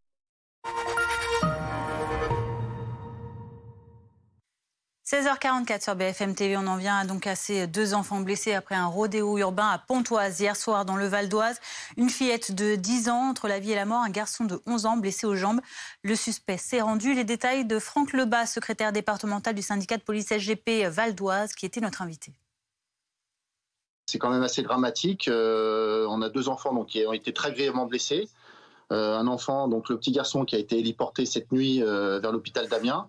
Et la petite fille qui est actuellement en urgence absolue puisque la tête a été très gravement touchée par le choc avec la motocross. Alors on sait qu'il s'est présenté en début d'après-midi, un peu après 14h, au commissariat de Cergy. Puisqu'effectivement, malgré le silence qu'on avait initialement pendant les constatations, mes collègues ont pu quand même noter une identité. Et l'individu avait perdu son téléphone portable sur place, donc et appris là qu'il s'était rendu peu après 14h au commissariat de Cergy. 16h45 sur BFM TV, l'actualité internationale maintenant avec cette montée de tension entre Taïwan et la Chine. L'île qui accuse la Chine de préparer, ou en tout cas de simuler une attaque. À la base de ces tensions, il y a la visite de Nancy Pelosi, la chef des députés américains sur l'île. C'est en tout cas ce qu'a dénoncé hier l'ancien président américain Donald Trump. Pour en parler, François Durper est avec nous, consultant BFM TV, spécialiste des États-Unis. Trump qui tacle Pelosi, du classique? Oui, il y a un point commun entre Donald Trump et Xi Jinping, c'est que leur bête noire, c'est Nancy Pelosi. Alors, Xi Jinping, on le sait parce que Nancy Pelosi, elle critique la Chine depuis des années, elle soutient le Dalai Lama. Aujourd'hui, elle est en visite à Taïwan, mais Donald Trump, parce que c'est la femme qui a initié l'impeachment contre Donald Trump. Alors Donald Trump, sur la forme, il est très dur. Et il dit qu'elle est folle, il dit que c'est une décision stupide. Maintenant, sur le fond, c'est quand même plus partagé. Il explique finalement que Nancy Pelosi donne un prétexte à la Chine pour agir, pour préparer peut-être militairement l'invasion de Taïwan. Et là, certains lui donnent raison, y compris au sein du Parti démocrate, même si on se garde de dire qu'on est d'accord avec Donald Trump. Alors, vous le disiez, Donald Trump il est allé avec donc la forme pour tacler Nancy Pelosi, mais ce n'est pas le seul à critiquer la chef des députés américains. Oui, au sein du Parti démocrate, on se dit que l'action de Nancy Pelosi, finalement, elle crée un point chaud sur la planète et c'était peut-être inutile aujourd'hui. On sait également que le président Joe Biden, lui, avait besoin de la Chine, notamment dans la crise ukrainienne, pour isoler un peu plus la Russie. Il n'est pas forcément très content de l'attitude de Nancy Pelosi et de sa prise de décision. Alors, du côté des Taïwanais, c'est aussi intéressant de le savoir. Que pensent les Taïwanais? Eh bien, il y a des Taïwanais qui se disent, effectivement, la tension est désormais extrême avec la Chine. On a parlé beaucoup de militaires, il faut parler aussi d'économique, et la tension économique. Il y a aussi des produits taïwanais qui sont sanctionnés par la Chine. Mais il y a beaucoup de Taïwanais qui disent, eh bien, merci à Nancy Pelosi, parce qu'on se sentait un peu seul. On est une démocratie, on est le premier pays du monde, par exemple, pas du monde évidemment, mais d'Asie du Sud-Est, à avoir légalisé le mariage homosexuel et plein d'avancées démocratiques. Et finalement, la Chine, elle a peur de la contagion démocratiste taïwanaise, elle a peur que ces 25 millions de Taïwanais contaminent les 1,4 milliard de Chinois. Ce modèle démocratique taïwanais, eh bien, c'est ce que Nancy Pelosi a voulu défendre par sa visite, très symbolique et en tout cas qui coûte sur le plan géopolitique, mais peut-être nécessaire pour faire avancer un certain nombre d'idées. Merci beaucoup François Durper pour cette analyse, consultant donc BFM TV, spécialiste des États-Unis. Dans l'actualité internationale, on a également cette escalade de tensions au Proche-Orient. Les échanges de tirs ont continué jusqu'à très tôt ce matin entre Israël et la bande de Gaza. Les frappes israéliennes contre le groupe djihad islamique ont fait au moins 10 morts, dont un enfant. Et en représailles, près de 170 roquettes ont été tirées vers l'État hébreu. Il s'agit de la pire confrontation entre Israël et les organisations armées de Gaza depuis la guerre des 11 jours en mai 2021. Il a la Flahi, Alexia Prunier. Des tirs en plein cœur de la ville. Des cratères géants au milieu des rues et des immeubles en ruine. Gaza est la cible de l'armée israélienne. La nuit dernière, l'État hébreu a débuté une opération militaire contre l'organisation djihad islamique implantée dans l'enclave palestinienne. Israël a mené une opération antiterroriste précise contre une menace immédiate. Notre combat n'est pas avec le peuple de Gaza. Le pays annonce avoir tué 15 combattants, alors que les autorités palestiniennes déplorent une dizaine de victimes parmi les civils, dont cette petite fille de 5 ans. Quelle est la faute de cet enfant? Elle rêvait d'aller à la maternelle et demandait à son père un cartable et des vêtements. Qu'a-t-elle fait de mal, cette enfant innocente? Est-ce qu'elle tirait des roquettes? Est-ce qu'elle se battait? Les tirs ont touché de nombreuses maisons, ses habitants ont tout perdu et vivent désormais dans la crainte d'une nouvelle escalade. Tout nous est tombé dessus. Dieu merci, on est sains et saufs, mais ma femme s'est cassée la main et mon fils a reçu des éclats d'obus dans le corps. Nous étions en sécurité dans notre maison. Nous avons été chassés par les bombardements. Nous avons été chassés de chez nous. De son côté, le djihad islamique, organisation considérée comme terroriste par Israël, l'Union européenne et les États-Unis, a confirmé la mort d'un de ses chefs et n'a pas tardé à répondre. Une centaine de roquettes ont été tirées depuis la bande de Gaza vers Israël. L'armée israélienne, elle, a déclaré se préparer à mener des raids durant une semaine. Allez, un peu de sourire maintenant à 16h50, une petite tarte aux fraises. Petite gourmandise, ça me va. Ouais, ce serait pas mal. C'est l'heure de notre rubrique Ma recette avec un chef. On va retrouver un de nos journalistes, Marc Hay, auprès d'un chef, celui du Georges V, pour donc, vous l'avez compris, une délicieuse recette de tarte aux fraises. Votre programme avec Jean de Confiance. Annonce de location de vacances, immobilier, babysitting. La confiance est notre différence.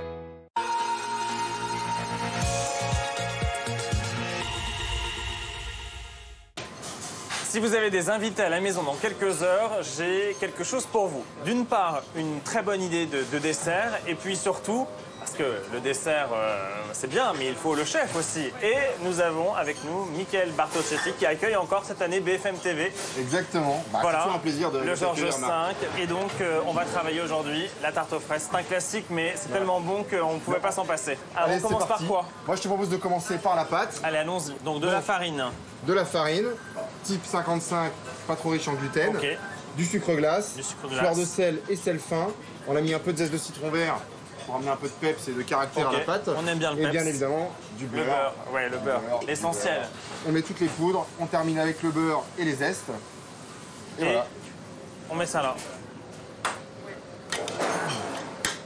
Allez, dans moins d'une minute, normalement, elle devrait être pétrie. Dès que c'est mélangé, on arrête. On ne veut surtout pas crémer le beurre. Hop là. Voilà, et ensuite, on va l'étaler entre deux feuilles de cuisson. Donc là, on étale. Ça s'étale tout seul. Voilà. Elle est protégée, c'est-à-dire que vous n'avez plus qu'à la prendre. Vous la prenez. Exactement. Vous l'achetez dans le congélateur. Congélateur qui se trouve au fond. Elle a bien refroidi. Elle est bien dure. Très bien. Et donc, allez, on y va. Ce qu'on va faire, on va. Donc du là, coup, on a des tailles. On a le cercle. Comme. Voilà. Et là, on a notre premier cercle. Très bien. Voilà. Allez. Allez, on enfourne. Du coup, c'est parti. Donc là, on met le four à 160 degrés. 160 degrés. 20-25 minutes. Nos fonds de tarte sont en train de cuire. Ça tombe bien parce qu'on va essayer de sublimer tout ça maintenant. Et on va faire la marmelade. La marmelade. Hop. Bon, ça y est, Mickaël, c'est cuit. Alors là, c'est cuit. Tu vois, ils sont bien blonds. Très bien. T'as enlevé les cercles de ce que je vois. Ok. T'as vu que je gère la marmelade, moi, depuis quelques minutes. Et on les a fait refroidir. Et c'est très bien. Voilà. Bien. Alors, on a nos fonds de tarte, la marmelade qui a passé un bon petit moment dans le frigo. Tu vois, elle est belle. Et puis, on va pouvoir passer au dressage. Donc, de la marmelade sur le fond de tarte. C'est-à-dire que là, tu la construis comme tu as envie de la construire. Et je te laisse faire. Ah ouais. Et je vais construire la mienne et je vais te laisser construire la tienne. Ah, c'est difficile là comme exercice. Donc, des fleurs comestibles. Tu as des fleurs de sureau, des bleuets. Des bleuets. Là, c'est des petites pousses de basilic nain. Je pense que là... Là, on est bon là. Très très bon. Pas trop sucré, c'est vraiment le juste équilibre. Le côté salé un peu à la fin. Oui, il y a le petit côté salé, ouais. Merci beaucoup de nous avoir reçus dans ta cuisine et passez un très bel été sur BFM. Très bel été à tous. C'était votre programme avec Jean de Confiance. Annonce de location de vacances, immobilier, babysitting. La confiance est notre différence. Et tout de suite, la météo. Regardez la météo en toute sérénité avec les alarmes et caméras Vérissure. C'est sûr, c'est Vérissure.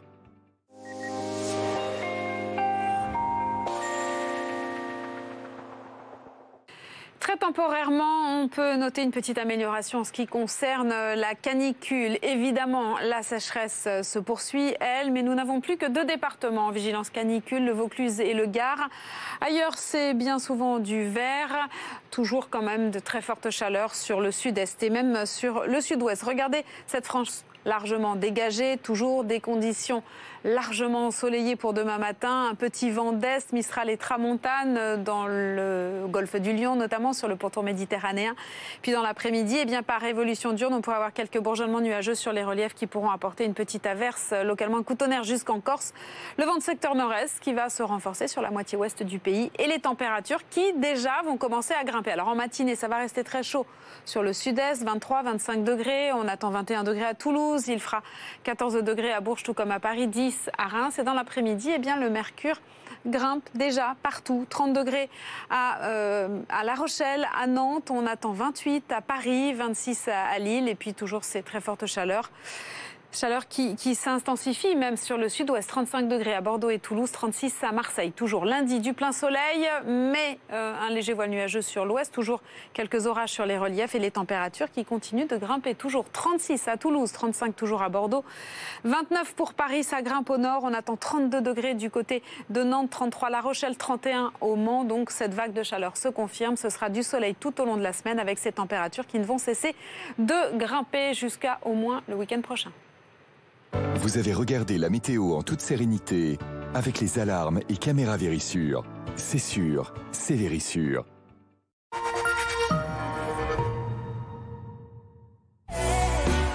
Il suffit d'un peu de lumière en plus pour se sentir mieux chez soi. Chez K-Line, nos fenêtres vous offrent 15% de lumière en plus. Et la lumière vous offre tout le reste. K-Line, la fenêtre lumière. Il y a quelques mois, mes proches m'ont dit « Ouais, faire un régime, c'est pas ton truc, t'en es pas capable. » Ça tombe bien, j'ai pas fait de régime, j'ai fait comme j'aime. J'ai mangé du poulet curry, du couscous et plein d'autres plats délicieux. Et aujourd'hui, je suis à moins 13 kilos grâce à vous. Merci comme j'aime, je suis prêt pour l'été. Alors pour perdre du poids comme Robin, venez vite faire votre devis en ligne sur commej'aime.fr. C'est gratuit, simple et sans engagement. Rendez-vous sur commej'aime.fr, commej'aime.fr. Et surtout, n'oubliez pas le .fr. Parlons peu, parlons local. Chez McDo, comment soutenons-nous les agriculteurs et producteurs français? Eh bien en proposant de la viande charolaise pour les steaks hachés de nos burgers Signature by McDonald's et notre gamme royale. De la farine de blé label rouge française pour les pains de nos burgers. Et des œufs label rouge eux aussi français dans tous nos Egg McMuffins. Et ce n'est pas tout, nos frites proviennent de pommes de terre françaises. Et nos nuggets sont préparés à partir de filets de poulet français. Et oui, dans McDonald's France, il y a France. Ensemble, faisons les choses en grand. Vous êtes plombier, restaurateur, fleuriste ou patron d'une agence immobilière? Votre vie va changer. Vous voulez faire de la pub locale à la télé, mais vous ne savez pas comment vous y prendre. Aujourd'hui, ça n'a jamais été aussi facile. Vous choisissez votre zone de diffusion. Vous définissez votre budget à partir de 2 000 € et le tour est joué. Il ne vous reste plus qu'à diffuser votre publicité sur les chaînes locales de BFM. Enfin une solution ultra simple pour faire connaître votre activité près de chez vous.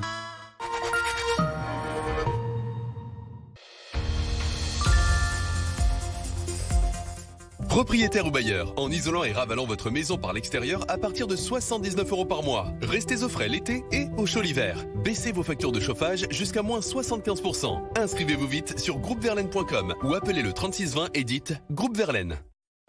Vos cheveux ont tendance à tomber? Découvrez le shampoing anti-chute Luxéol. Enrichi en extrait de kératine, il diminue la chute de cheveux de 42%. Une formule cliniquement prouvée. Le shampoing anti-chute, disponible en pharmacie et sur luxéol.com. À découvrir parmi la gamme shampoing Luxéol. Quand vous commandez Comme J'aime, vous recevez d'abord ce gros colis. Dedans, vos repas pour un mois et à l'intérieur, 4 valisettes, une par semaine, et dans chaque valisette, tous vos repas pour une semaine. Par exemple, lundi, le matin, muesli au chocolat, au déjeuner, blanquette de volaille, au goûter, un cookie, et le soir, lasagne végétarienne. Vous allez vous régaler et perdre du poids. Alors venez vite faire votre devis en ligne. C'est gratuit, simple et sans engagement. Rendez-vous sur commej'aime.fr. commej'aime.fr.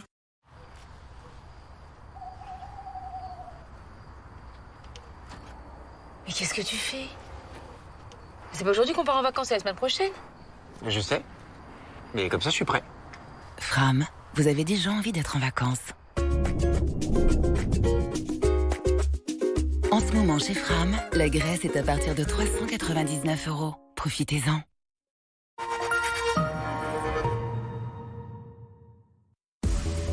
Sur BFM TV, merci d'être avec nous. Dans quelques instants, on va revenir sur cette actualité. Ces deux enfants fauchés après un rodéo urbain à Pontoise, dans le Val d'Oise, en région parisienne. Une fillette de 10 ans est entre la vie et la mort. Un garçon de 11 ans, lui, est blessé aux jambes. Le suspect s'est rendu. Information sur BFM TV tout à l'heure, donnée par Franck Lebas, secrétaire départemental du syndicat SGP Police du Val d'Oise. Vous l'entendrez. L'escalade à Taïwan. Les autorités de l'île accusent la Chine de simuler une attaque. La visite de Nancy Pelosi, la présidente de la Chambre des représentants américaine, est au cœur des tensions, y compris en France, avec les propos de Jean-Luc Mélenchon qui font polémique. Des cris d'orfraie pour le chef de file de la France insoumise qui persiste et signe. Explication à suivre en plateau. À la une de l'actualité également, cette sécheresse historique en France. Une centaine de communes se retrouvent sans eau potable. Dans certains départements, le risque incendie est maximal. Dans les Bouches-du-Rhône, les massifs forestiers sont fermés. Dans le Var, on retrouvera Thomas Herman où la situation également est tendue.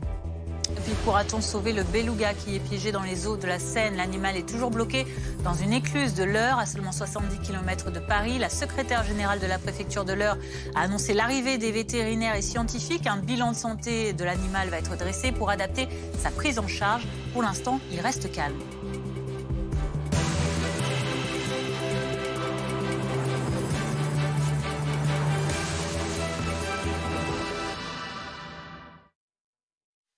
On démarre donc avec ce drame, ce rodéo urbain en région parisienne dans le Val d'Oise hier soir entre 21h15 et 21h30 en plein cœur d'une cité de Pontoise. Un pilote de motocross a percuté deux enfants qui étaient en train de jouer. Ils sont grièvement blessés. On fait le point sur la situation avec Franck Lebas, secrétaire départemental du syndicat de police SGP 95, qui était avec nous tout à l'heure. C'est quand même assez dramatique. On a deux enfants qui ont été très grièvement blessés. Un enfant, donc le petit garçon, qui a été héliporté cette nuit vers l'hôpital d'Amiens.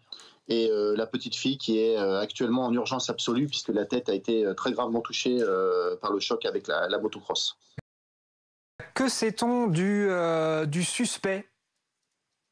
Alors on sait qu'il s'est présenté en début d'après-midi, un peu après 14h, au commissariat de Cergy. Puisqu'effectivement, malgré le silence qu'on avait initialement pendant les constatations, mes collègues ont pu quand même noter une identité. Et l'individu avait perdu son téléphone portable sur place, donc et appris qu'il s'était rendu peu après 14h au commissariat de Cergy. Il s'est rendu de lui-même ? Oui, tout à fait, oui.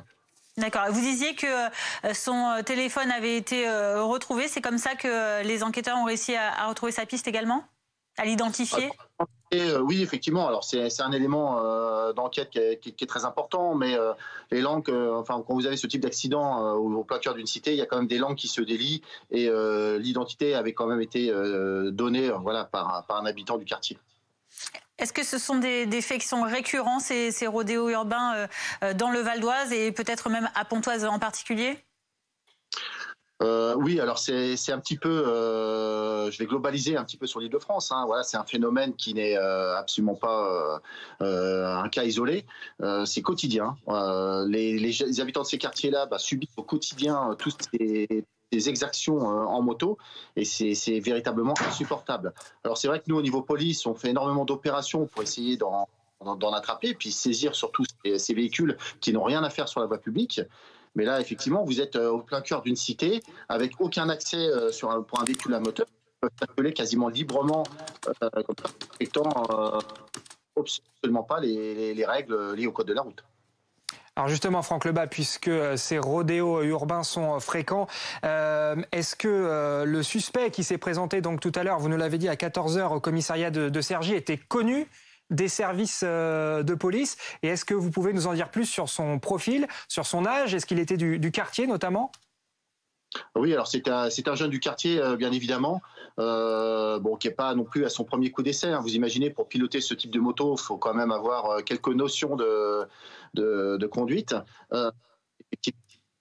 Désolé, ça coupe. Un problème de connexion avec Franck Lebas, qu'on va peut-être essayer de retrouver tout à l'heure, donc pour évoquer ce rodéo urbain qui a fait 2 victimes tout à l'heure, 2 enfants qui ont été blessés. Il est de retour, Franck Lebas. Vous nous parliez donc du profil de ce suspect qui n'en était pas, nous disiez-vous, à son coup d'essai. Non, malheureusement, c'est des jeunes. C'est par passion, manifestement, ils utilisent ce type de véhicule au mépris des règles élémentaires, de sécurité. Et effectivement, c'est un jeu de narguer la police, c'est un jeu de narguer les autorités et de circuler comme ça. Donc là, en plein cœur de la cité, dans une zone qui est totalement pédestre, où on a des enfants qui jouent, et effectivement, au mépris de toutes les règles élémentaires de responsabilité, arrive ce qui arrive, un drame avec 2 familles probablement brisées à jamais par ce type d'accident. Justement, expliquez-nous peut-être un petit peu quelle était la scène au moment de ce rodéo urbain. Ces enfants, ils jouaient dans le quartier, ils étaient avec de la famille, avec des amis. Comment est-ce que ça s'est déroulé ? Vous imaginez très bien qu'avec le temps qu'il fait, effectivement, les enfants étaient dehors en train de jouer au chat tranquillement, comme ils font d'habitude. Et malheureusement, le soir, comme ça, une moto qui passe, n'a pas forcément vu, et les a percutés de plein fouet. Donc, j'ose espérer que leur état de santé s'améliore. La petite fille est quand même très grièvement touchée.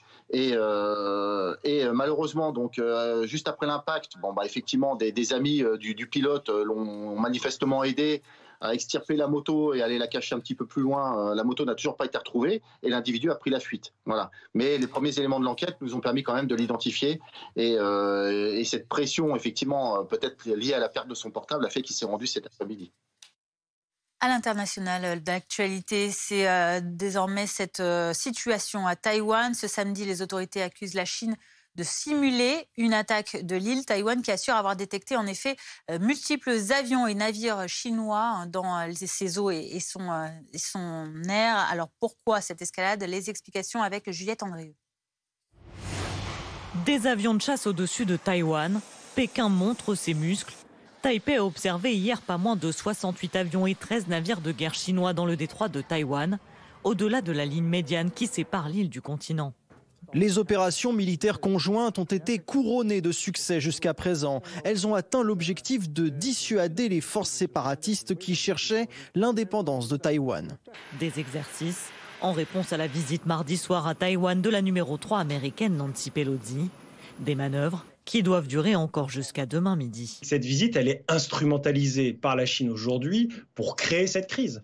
La visite d'un président de la Chambre des représentants n'est pas sans précédent à Taïwan. Il y a très régulièrement des parlementaires qui se rendent à Taïwan, que ce soit des parlementaires américains, c'était le cas de sénateurs il y a quelques mois, français, européens, la vice-présidente du Parlement européen. Une crise qui permettrait à Pékin de faire évoluer le statu quo de Taïwan.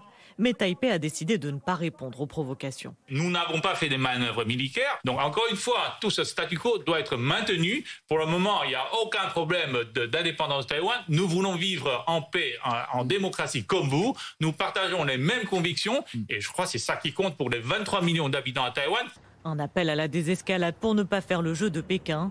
Même les États-Unis ont annulé des exercices militaires. Et cette situation entre Taïwan et la Chine a des conséquences sur la scène politique française. Après les propos de Jean-Luc Mélenchon, on va y revenir avec vous, Alexis Cuvillier, du service politique de BFM TV, le chef de file de la France Insoumise, qui avait dit dans la semaine, qui avait jugé provocatrice la visite de Nancy Pelosi, la numéro 3 américaine, donc du côté de Taïwan. Et tout à l'heure, Jean-Luc Mélenchon persiste et signe. Il en met une couche sur son blog avant de partir en vacances. Exactement, avec le même moyen de communication qu'il affectionne, notamment pour commenter l'actualité internationale. Nouveau note de blog de Jean-Luc Mélenchon qui est paru donc ce samedi. Et en effet, vous l'avez dit, il persiste et signe sur ses propos, non sans s'en prendre aux journalistes et aux politiques qui l'auraient, selon lui, mal compris. Je n'ai fait que répéter la doctrine constante de notre pays depuis 1965 à propos de la Chine, ce que nous disions tout à l'heure. Elle a été confirmée par Jean-Yves Le Drian quand il était ministre des Affaires étrangères d'Emmanuel Macron. Il n'y a qu'une seule Chine. Ça, c'est en effet la position officielle de la France. C'est celle que Catherine Colonna, l'actuelle locataire, l'actuelle ministre des Affaires étrangères, le Quai d'Orsay, c'est la position qu'ils ont réaffirmée hier dans une interview au journal Libération. Quel genre de peur règne sur le débat? Où est passé l'actif président des amitiés franco-chinoises, Monsieur Raffarin, les signataires de l'accord de coopération de l'UMP avec le PC chinois et Fabien Roussel, après son si récent voyage d'amitié en Chine? Ça, ce sont toujours les mots de Jean-Luc Mélenchon qui renvoie donc visiblement les autres responsables politiques à ce qu'il estime être des contradictions. Que veulent ceux qui nient tout cela? Ils pensent que la Chine millénaire va s'incliner devant leur gesticulation. Ils veulent pousser la Chine à devoir entrer en convergence plus étroite avec la Russie, dit encore le chef de file de la France Insoumise. Gesticulation, on imagine que Julien Bayou, le responsable écologiste qui a exprimé hier sur BFM TV sa très grande distance avec les propos de Jean-Luc Mélenchon, appréciera. Il avait, lui, jugé que la vision de Jean-Luc Mélenchon sur cette question de politique internationale était assez datée. Il n'y a pas de référence dans la note de blog de Jean-Luc Mélenchon aux droits des habitants de Taïwan et à la démocratie sur place. Pas non plus de réaffirmation de la phrase qui avait fait le plus polémique dans sa première note de blog, la formule Taïwan composante à part entière de la Chine. Au Royaume-Uni, à présent, la mort d'un jeune garçon, Archie, 12 ans, à la mi-journée. Aujourd'hui, il a été la victime d'un défi sur les réseaux sociaux, une sorte du jeu de foulard qu'il a laissé en état de mort cérébrale. La justice avait autorisé mi-juillet la fin de son traitement, le début d'une bataille judiciaire entre l'hôpital et la famille opposée, elle, à l'arrêt des soins. Les explications de Laura Calmus, notre correspondante à Londres. Exactement, et c'est une fin tragique mais malheureusement inévitable. Depuis ce matin, les parents du petit Archie étaient à ses côtés pour se recueillir et de nombreuses personnes sont venues également à l'hôpital pour y déposer des fleurs, pour allumer une bougie et pour témoigner de leur sympathie. Car, depuis hier, l'hôpital a expliqué qu'il préparait l'arrêt des soins du petit garçon. Le petit garçon qui, depuis le mois d'avril, était dans le coma. Il avait été retrouvé inconscient chez lui après avoir, comme vous l'avez dit, participé à un défi qui peut être mortel, un défi sur les réseaux sociaux qui consiste à retenir sa respiration jusqu'à l'évanouissement. Alors les parents voulaient le maintenir en vie, voulaient également qu'il soit transféré dans un hospice pour des soins palliatifs, mais les médecins estimaient que vu son état de mort cérébrale, ce transfert était impossible. Alors les parents, comme vous l'avez dit, ont tout essayé, tous les recours judiciaires, la Haute Cour de justice, la Cour suprême, la Cour européenne des droits de l'homme, tous les appels ont été rejetés. Certains jugeaient d'ailleurs l'acharnement thérapeutique des parents regrettable, mais aujourd'hui, l'affaire provoque l'émoi dans tout le pays. La maman du petit garçon est venue devant l'hôpital pour s'exprimer brièvement en larmes. Elle a expliqué que son petit garçon s'était battu jusqu'au bout. L'actualité internationale maintenant avec ce pic de tension au Proche-Orient et ces frappes israéliennes sur Gaza dans le cadre d'une attaque revendiquée comme préventive, je cite, par l'État hébreu qui combat sur place l'organisation du djihad islamique. En représailles, des bombardements ont eu lieu sur Israël, au moins 170 tirs de roquettes. La France, à présent, confrontée à la pire sécheresse de son histoire. Ajoutez à cela de fortes températures, du vent et vous obtenez donc ce risque maximal d'incendie. Dans les Bouches-du-Rhône, la préfecture interdit l'accès aux 25 massifs du département. Oui, dans le Var aussi, ce sont 4 massifs qui sont en rouge. Thomas Herman et Domiti Berthaud sont sur place. Ils suivent pour nous une opération de prévention menée par les pompiers. Effectivement, nous sommes en plein exercice avec les sapeurs-pompiers du Var. Ce qui vient de se passer à l'instant, vous avez 4 camions lanceurs d'eau. Ils se sont disposés sur une centaine de mètres. Donc on a fait une ligne de défense de 100 mètres pour attaquer un feu dans le scénario où le feu se propageait du bas en direction des camions des sapeurs-pompiers. Ils ont sorti tous leurs lances à eau pour combattre donc ces flammes qui sont fictives, vous l'aurez compris. Sauf que le feu était beaucoup trop important, il a fallu se replier. L'ensemble des moyens ont été repliés. Et là, on passe au deuxième exercice côté donc sécurité pour replier l'ensemble des sapeurs-pompiers au niveau de la citerne à eau qui est juste en haut pour tout simplement les sécuriser de ces flammes. Voilà pour cet exercice. Pourquoi les sapeurs-pompiers s'exercent ? Eh bien, il y a un risque encore important du côté des incendies cet après-midi et jusqu'à lundi dans le département du Var, dans le département des Bouches-du-Rhône, avec notamment des conditions météorologiques qui ne sont pas du tout favorables, jusqu'à 70 km/h pour le Mistral, 60 à 70 pour la Tramontane et surtout de fortes températures, 36 à 38 degrés, localement 39 pour la journée d'aujourd'hui. C'est la règle des 3,30 qui s'applique du côté des sapeurs-pompiers. Des températures au-dessus de 30 degrés, un taux d'hydrométrie, donc c'est le taux d'humidité dans l'air qui est en dessous de 30% et les températures au-dessus de 30 degrés. C'est pour ça qu'il faut être très vigilant et que les massifs forestiers sont fermés dans la totalité pour le département des Bouches-du-Rhône. 4 massifs sont fermés du côté du Var. C'est pour ça qu'il faut être prudent et surtout ne pas se rendre dans les massifs qui sont fermés. Avec cette sécheresse, ce sont donc 93 départements de métropole sur 96 qui font l'objet de restrictions d'eau. Et dans une centaine de communes, il n'y a tout simplement plus d'eau dans les canalisations. Les habitants n'ont plus accès à l'eau potable. Reportage Chloé Barbeau. Dans le Var, la source qui alimente le village de Seillan est à sec.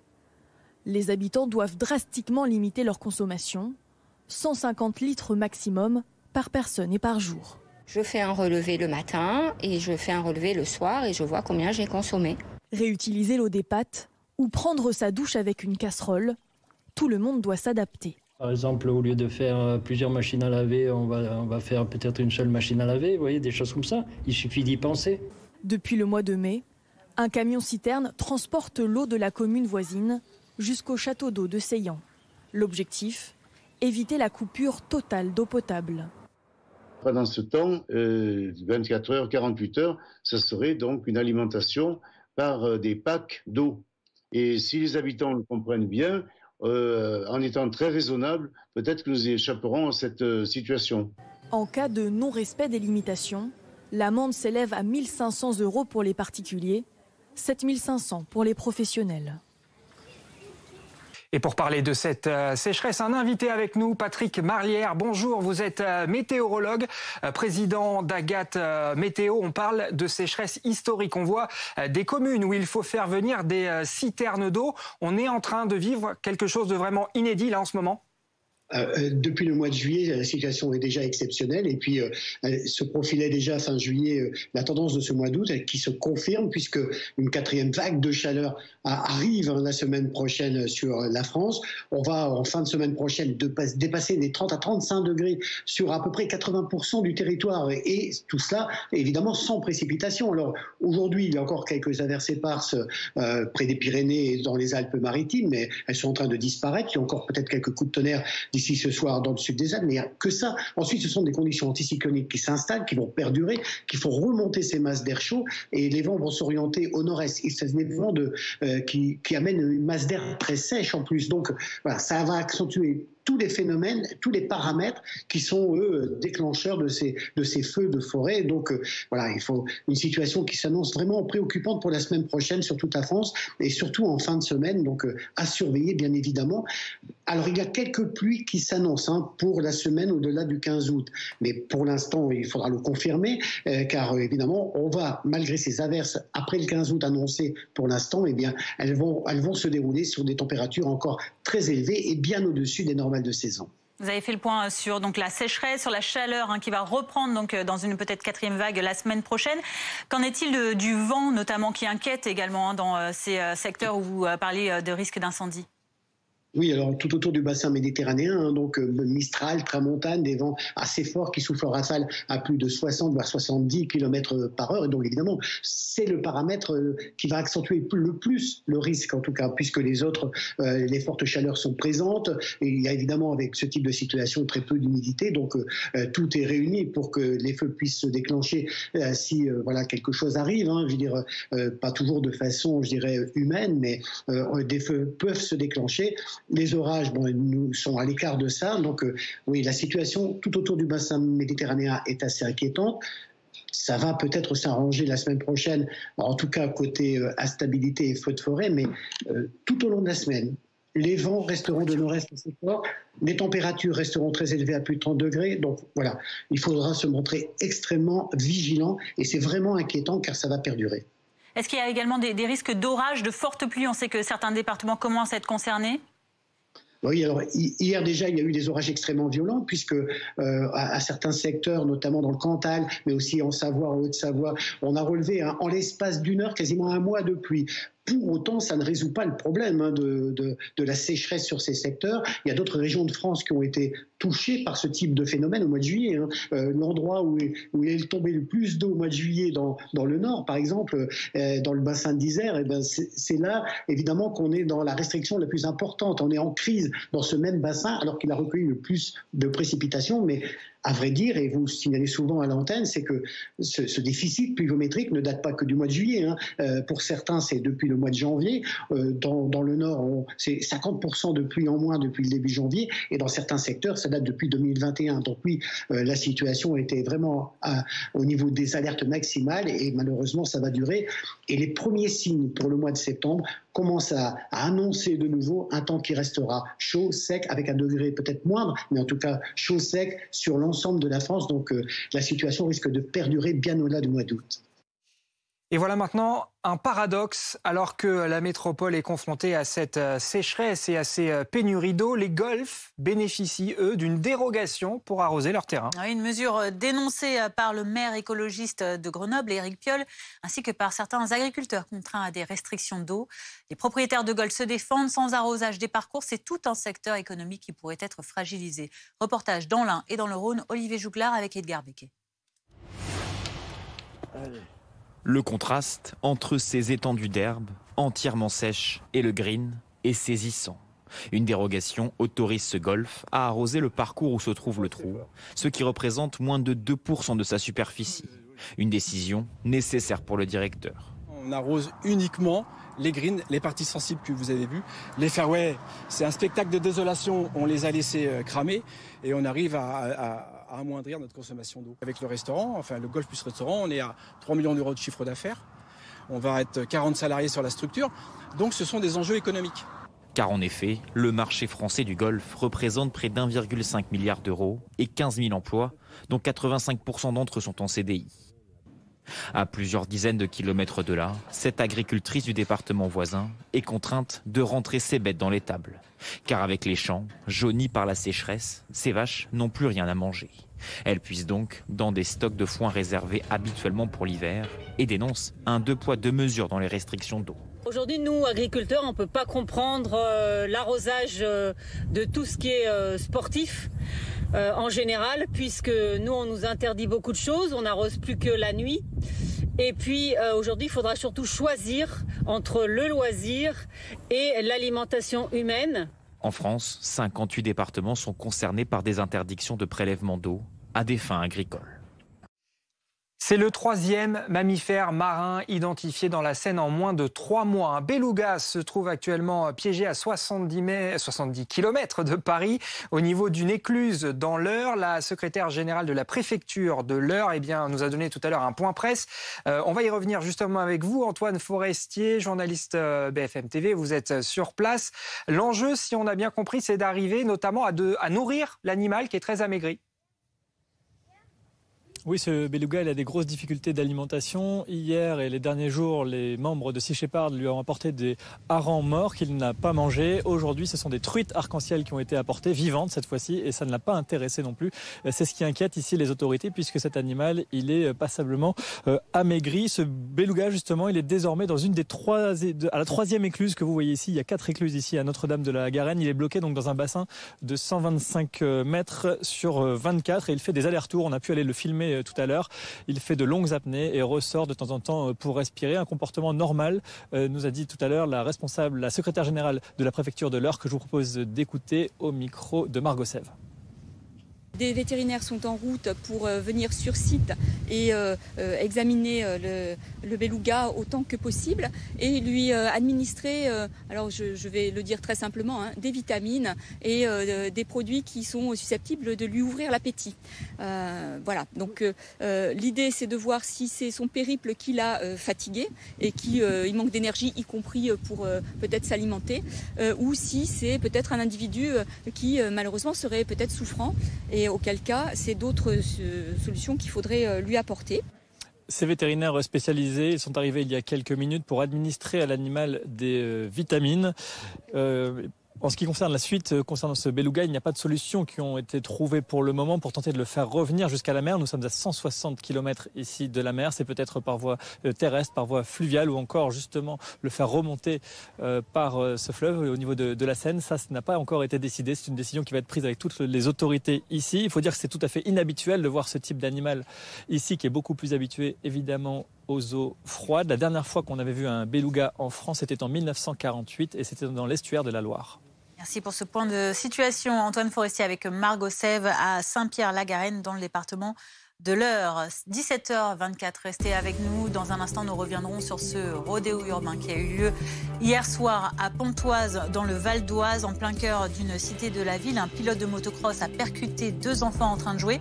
Ils sont grièvement blessés. Une petite fille de 10 ans est d'ailleurs en urgence absolue entre la vie et la mort. L'auteur présumé de ce rodéo urbain s'est rendu à la police. C'était en début d'après-midi. Il est allé se rendre au commissariat de Cergy. On fait le point dans notre journal de 17h30. À tout de suite.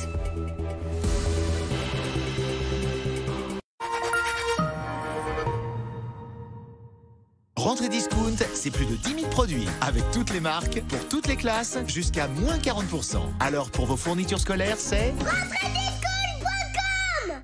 Vous aussi, vous voulez faire comme j'aime? Mais avant de commencer, vous voulez savoir combien ça va vous coûter. Et c'est normal. En fait, ça dépend de votre objectif de perte de poids et de votre morphologie. Je vais vous montrer comment faire un devis, rien de compliqué. Vous allez sur le site commejaime.fr. Vous faites votre demande de devis en ligne. C'est simple, gratuit et sans engagement. En quelques minutes, vous connaîtrez le prix de votre programme pour perdre vos kilos en trop. Alors maintenant, plus d'excuses. Dès la semaine prochaine, commencez à perdre du poids. Alors rendez-vous sur commejaime.fr. commejaime.fr.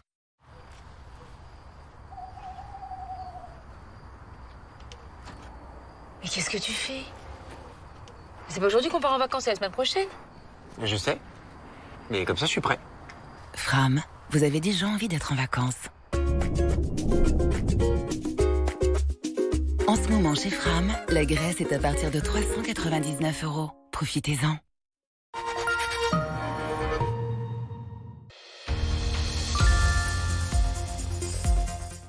Vous rêvez d'indépendance? Ne vous fâchez pas. Groupe Verlaine installe chez vous une centrale solaire de 3 kg pour produire votre électricité en toute autonomie au prix unique de 7 900 €. Oui, 7 900 €. Consultez nos experts sur groupeverlaine.com ou en composant le 3620 et dites Groupe Verlaine.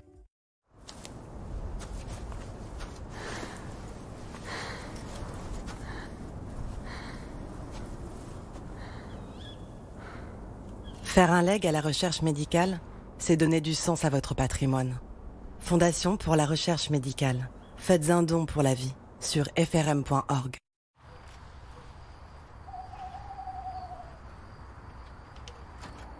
Mais qu'est-ce que tu fais? C'est pas aujourd'hui qu'on part en vacances, c'est la semaine prochaine. Je sais. Mais comme ça, je suis prêt. Fram, vous avez déjà envie d'être en vacances. En ce moment, chez Fram, la Côte d'Azur est à partir de 299 €. Profitez-en.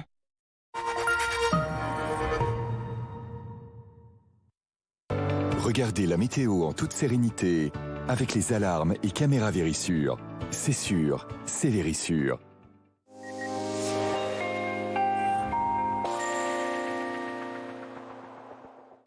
Très temporairement, on peut noter une petite amélioration en ce qui concerne la canicule. Évidemment, la sécheresse se poursuit, elle, mais nous n'avons plus que 2 départements en vigilance canicule, le Vaucluse et le Gard. Ailleurs, c'est bien souvent du vert, toujours quand même de très fortes chaleurs sur le sud-est et même sur le sud-ouest. Regardez cette frange largement dégagée, toujours des conditions largement ensoleillées pour demain matin, un petit vent d'est, Mistral et Tramontane dans le golfe du Lion, notamment sur le pourtour méditerranéen. Puis dans l'après-midi, par évolution diurne, on pourra avoir quelques bourgeonnements nuageux sur les reliefs qui pourront apporter une petite averse, localement un coup de tonnerre jusqu'en Corse. Le vent de secteur nord-est qui va se renforcer sur la moitié ouest du pays et les températures qui déjà vont commencer à grimper. Alors en matinée, ça va rester très chaud sur le sud-est, 23, 25 degrés. On attend 21 degrés à Toulouse. Il fera 14 degrés à Bourges, tout comme à Paris, 10 à Reims. Et dans l'après-midi, le mercure grimpe déjà partout. 30 degrés à La Rochelle, à Nantes. On attend 28 à Paris, 26 à Lille. Et puis toujours ces très fortes chaleurs. Chaleur qui s'intensifie même sur le sud-ouest, 35 degrés à Bordeaux et Toulouse, 36 à Marseille. Toujours lundi du plein soleil, mais un léger voile nuageux sur l'ouest, toujours quelques orages sur les reliefs et les températures qui continuent de grimper. Toujours 36 à Toulouse, 35 toujours à Bordeaux, 29 pour Paris, ça grimpe au nord. On attend 32 degrés du côté de Nantes, 33 à La Rochelle, 31 au Mans. Donc cette vague de chaleur se confirme. Ce sera du soleil tout au long de la semaine avec ces températures qui ne vont cesser de grimper jusqu'à au moins le week-end prochain. Vous avez regardé la météo en toute sérénité avec les alarmes et caméras Vérissure. C'est sûr, c'est Vérissure. 17h30, bienvenue sur BFM TV si vous nous rejoignez. À la une de l'actualité, ces 2 enfants blessés après un rodéo urbain à Pontoise dans le Val d'Oise hier soir. Une fillette de 10 ans est entre la vie et la mort. Un garçon de 11 ans, lui, est blessé aux jambes. Le suspect s'est rendu. Et information sur BFM TV tout à l'heure, donnée par Franck Lebas, secrétaire départemental du syndicat SGP Police 95. Dans l'actualité également, cette sécheresse historique en France. Une centaine de communes se retrouvent sans eau potable. Dans certains départements, le risque incendie est maximal. Et puis du côté du Mont Blanc, en montagne, donc, on craint des chutes massives de pierres. 2 refuges ont été fermés. L'émotion au Royaume-Uni après la mort du jeune Archie, 12 ans, à la suite d'un défi sur les réseaux sociaux qui a laissé l'enfant en état de mort cérébrale. La justice avait autorisé mi-juillet la fin de son traitement, marquant le début d'une bataille judiciaire entre l'hôpital et la famille de l'autre côté de l'enfant opposé à l'arrêt des soins. C'est donc la justice qui a eu le dernier mot. L'international, alors que Taïwan accuse la Chine de simuler une attaque sur son territoire, Donald Trump fustige la visite de Nancy Pelosi à Taïwan. En France, c'est Jean-Luc Mélenchon qui va dans le même sens que l'ancien président américain. Tout à l'heure, le chef de file LFI a confirmé ses critiques sur son blog et réaffirmé la doctrine d'une Chine unique. Mais tout d'abord, nous vous le disions, cette actualité autour de ce rodéo urbain qui a eu lieu hier soir en région parisienne, dans le Val d'Oise, en plein cœur d'une cité de Pontoise. Un pilote de moto-cross qui a donc percuté 2 enfants qui étaient en train de jouer. Anne Fromenteil, bonjour. Vous êtes adjointe à la mairie de Pontoise. Merci d'avoir accepté notre invitation. Tout d'abord, pouvez-vous nous donner l'état de santé, des nouvelles de ces 2 enfants qui ont été blessés hier ? Écoutez, vous les avez donnés pratiquement, c'est-à-dire que la petite fille qui était en grande difficulté hier soir a été amenée directement à Necker, a été opérée hier soir. Elle est sortie du bloc opératoire en fin de matinée, début d'après-midi, et son état ne s'est pas du tout amélioré. Elle est toujours dans un état critique. Et le petit garçon, alors la petite fille n'a pas 10 ans, elle a 6 ans, hein, et le petit garçon qui a 11 ans, lui, a été transporté de l'hôpital de Pontoise dans un autre hôpital pour être soigné parce que son état n'était pas terrible non plus, malheureusement. Voilà. Est-ce que vous savez si c'était des enfants de la même famille ? Non, ce ne sont pas des enfants de la même famille du tout. Un mot sur le suspect. On a appris tout à l'heure qu'il s'était rendu au commissariat de Cergy. C'est un jeune homme de 18 ans qui était issu de ce quartier, les Hauts de Marcouville. Qu'est-ce que vous pouvez nous dire sur ce quartier ? Est-ce qu'il est habitué à ce genre de faits-là, de rodéo urbain ? C'est un petit peu comme dans toutes les grandes villes. Il y a de plus en plus de rodéos urbains. Hein. Ce n'est pas unique à Pontoise. Nous avons effectivement dans ce quartier-là des rodéos urbains qui sont critiqués forcément par les habitants parce qu'ils subissent ce genre de choses. Là, ils subissent encore plus différemment et plus terriblement en fait ce qui s'est passé. Voilà, Pontoise n'est pas pire que d'autres endroits, d'autres villes de France malheureusement. Je pense que peut-être le désœuvrement ou pas. Ça ne s'explique pas en tout cas. Ils ne vont pas faire du rodéo urbain là où ça ne craint rien. Voilà, il faut qu'ils se montrent. On vous sent un peu désabusé face à cette situation donc, qui vous concerne vous, mais aussi, vous le disiez, de nombreuses villes de France, en tout cas d'Île-de-France notamment. Toutefois, qu'est-ce que fait la mairie, la municipalité peut-être pour aider les habitants ou pour prévenir contre ce genre de risque de rodéo consécutif au rodéo urbain? Vous savez très bien qu'il est très difficile d'intervenir, comme partout, puisqu'il y a eu des faits il y a quelques années, on s'en souvient, avec des jeunes qui ont été poursuivis et du coup, ça s'est très mal terminé pour eux, malheureusement. Donc du coup, tout le monde hésite. Ce qu'il y a, c'est qu'il faut faire de la prévention. Ce que nous faisons, nous, en tout cas, la police de Pontoise va au-devant, essaye d'être au plus près des habitants. Et je pense qu'il va falloir peut-être intensifier probablement ces rapports qu'on pourrait avoir avec les habitants des quartiers. Voilà, parce qu'eux aussi peuvent être excédés. Nous, on les voit dans leur discours. Alors oui, je suis un peu désabusée parce que ça a touché deux petits, quoi. Mais vous le disiez, donc la police fait tant bien que mal quelques opérations de sensibilisation, mais du côté de la ville, qu'est-ce que vous faites? C'est ce que je vous dis, la police municipale. Pas la police nationale, c'est la police municipale. Vous prévoyez pas, après, on est dans les quartiers, on essaye d'être... là, aujourd'hui, par exemple, moi j'ai mis en place, grâce à l'accueil, la prévenance en tout cas du SAMU, une cellule d'accueil pour les petits et pour les familles qui le souhaitaient. Et ils ont, alors c'est a posteriori, vous allez me dire, mais en tout cas c'est très utile parce que là il y a énormément d'enfants qui sont venus rencontrer les médecins de cette cellule d'urgence. Voilà. Après, on travaille avec les associations sur les quartiers pour voir de quelle manière on peut faire en sorte d'améliorer les choses. Et l'été, c'est compliqué. C'est ce que j'allais vous demander, Anne Fromonteil. Est-ce que justement cette période-là est encore plus propice à ce type d'activité de rodéo urbain? On peut imaginer qu'en plus sur place, dans les quartiers, il y avait beaucoup de monde. Oui, là il y avait beaucoup de monde hier parce qu'il faisait très chaud. On est en plein canicule, comme un peu partout en France. Et il y avait énormément de monde. Donc du coup, ils étaient tous dehors à essayer de prendre le frais. Voilà.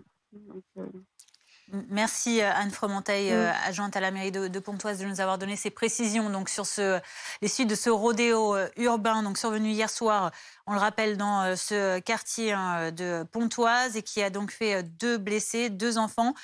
On l'a entendu dans votre bouche, donc une fillette de 6 ans qui était en état très grave entre la vie et la mort et un garçon de 10 ans blessé aux jambes, donc à la suite de ce rodéo urbain. Le suspect, lui, s'est rendu à la police aux alentours de 14h aujourd'hui. On va parler maintenant de la sécheresse historique en France avec la vigilance maximale en montagne. Au Mont-Blanc, les fortes chaleurs et donc cette sécheresse font craindre des chutes massives de pierres. Les guides évitent l'ascension du massif depuis 3 semaines déjà, mais tous les touristes ne le font pas forcément. Jean-Marc Payex, maire de Saint-Gervais, une commune au sommet du Mont-Blanc, était notre invité tout à l'heure. L'accès au Mont Blanc se fait principalement par Saint-Gervais, par la voie royale, la voie dite du Goûter. Et cette voie comprend l'ascension d'une aiguille, qui est l'aiguille du Goûter, avec la traversée d'un couloir dans lequel il y a de nombreuses chutes de pierres quand on est en période de chaleur. Et aujourd'hui, on est effectivement en période de chaleur et depuis mi-juillet, le préfet et le maire que je suis, nous avons recommandé aux alpinistes de différer les ascensions. Les compagnies des guides, qui sont des professionnels, ont bien évidemment arrêté toutes les ascensions vers le Mont Blanc, mais on se rend compte qu'on est incapable de faire passer ce message aux alpinistes amateurs, ou je vais dire aux alpinistes urbains, ou à ceux qui ont prévu de faire le Mont Blanc aujourd'hui et qui se fichent pas mal des recommandations, qui pensent que les rochers sont des rochers en carton, qui pensent être dans un jeu vidéo. Et donc, on est obligé de passer à la vitesse supérieure, c'est-à-dire aujourd'hui de fermer les 2 refuges concernés à 3200 mètres et à 3800 mètres, de manière à empêcher ces alpinistes qui sont incapables de faire l'aller-retour dans la journée et à les empêcher de faire le Mont Blanc, mais surtout les empêcher de mourir. Jean-Marc Peyex, qu'est-ce qui se passe concrètement si on se rend compte que des touristes inconscients, comme vous le disiez tout à l'heure, décident malgré tout de faire l'ascension? Ils risquent quoi? Il ne risque rien, c'est-à-dire qu'en France, le droit au suicide est un droit qui est reconnu, donc c'est simplement qu'avec vos impôts, vous, depuis Paris ou depuis toute la France, on va payer les frais de secours, ou plutôt les frais pour aller rechercher le cadavre et éventuellement pour l'enfouir, pour l'enterrer. Donc on ne peut rien faire, parce que la montagne est un espace de liberté et qu'on est toujours accroché dans notre pays à des principes qui sont des principes un peu idiots. Quand on a en face de nous une bande d'idiots. Et simplement pour vous dire, avant-hier, il y avait encore 79 personnes au refuge du Goûter à 3800 mètres, refuge qui en contient 120.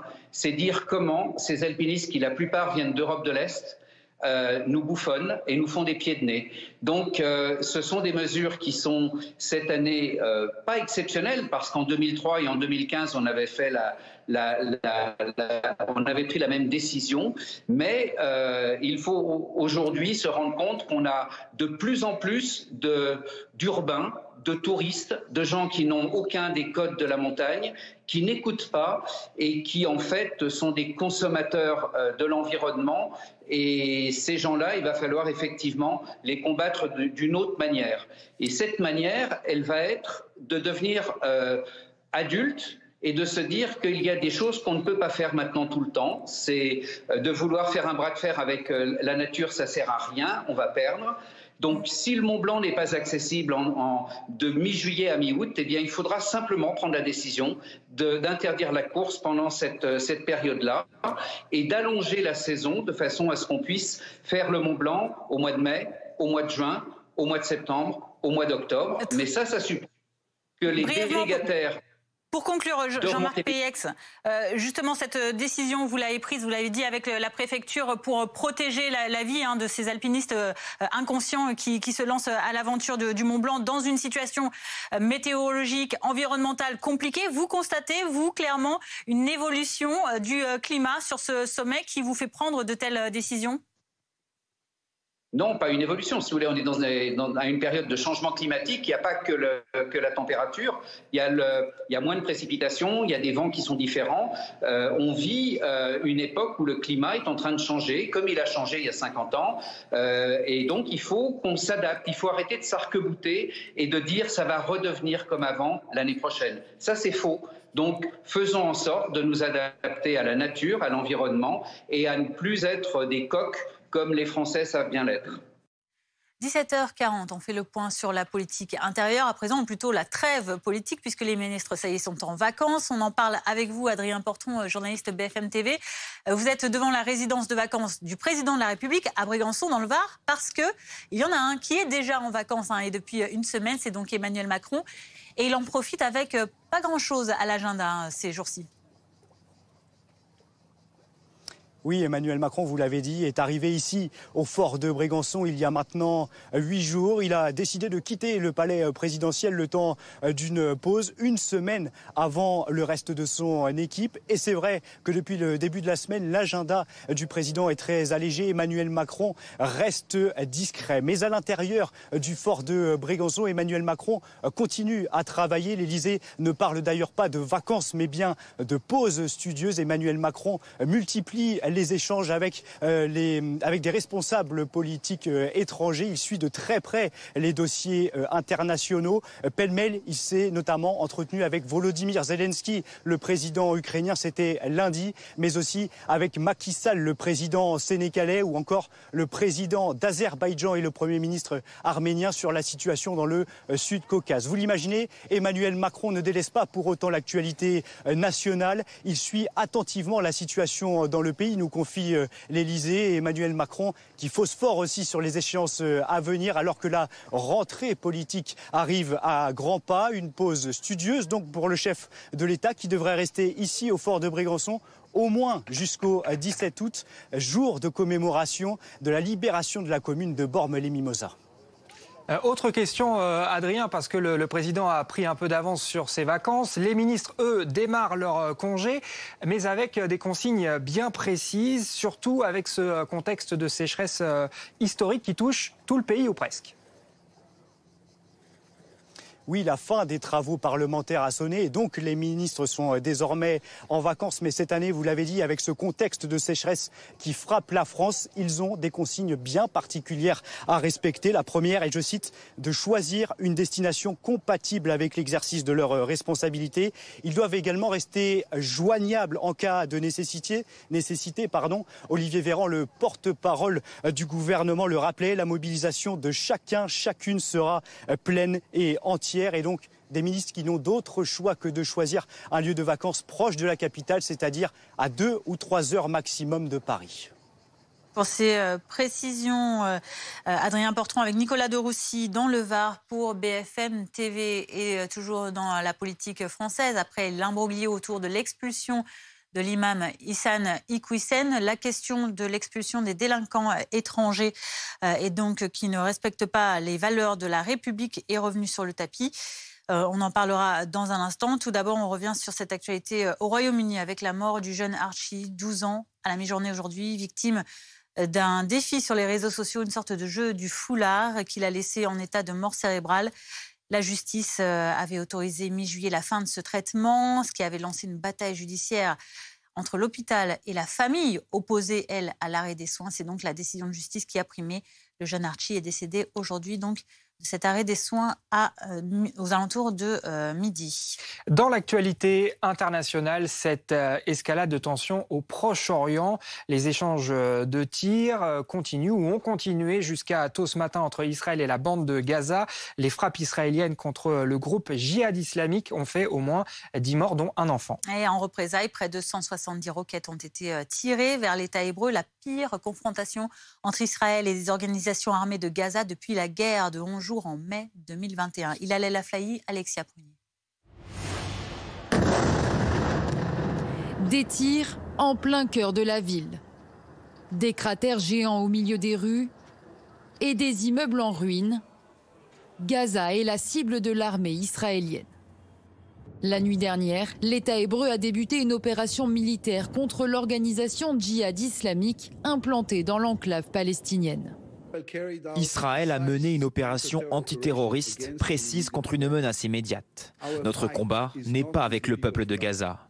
Le pays annonce avoir tué 15 combattants, alors que les autorités palestiniennes déplorent une dizaine de victimes parmi les civils, dont cette petite fille de 5 ans. Quelle est la faute de cet enfant? Elle rêvait d'aller à la maternelle et demandait à son père un cartable et des vêtements. Qu'a-t-elle fait de mal, cette enfant innocente? Est-ce qu'elle tirait des roquettes? Est-ce qu'elle se battait? Les tirs ont touché de nombreuses maisons, ses habitants ont tout perdu et vivent désormais dans la crainte d'une nouvelle escalade. Tout nous est tombé dessus. Dieu merci, on est sains et saufs, mais ma femme s'est cassé la main et mon fils a reçu des éclats d'obus dans le corps. Nous étions en sécurité dans notre maison. Nous avons été chassés par les bombardements, nous avons été chassés de chez nous. De son côté, le Djihad islamique, organisation considérée comme terroriste par Israël, l'Union européenne et les États-Unis, a confirmé la mort d'un de ses chefs et n'a pas tardé à répondre.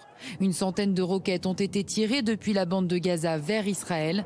L'armée israélienne, elle, a déclaré se préparer à mener des raids durant une semaine. Des raids qui font réagir le Quai d'Orsay. Cette situation, donc, la France exprime sa vive préoccupation face à l'escalade en cours à Gaza. La France qui rappelle aussi le droit des Israéliens comme des Palestiniens à vivre dans la paix. Également dans l'actualité internationale, alors que la chef des députés américains, Nancy Pelosi, poursuit sa tournée asiatique. Aujourd'hui, elle est en Corée du Sud.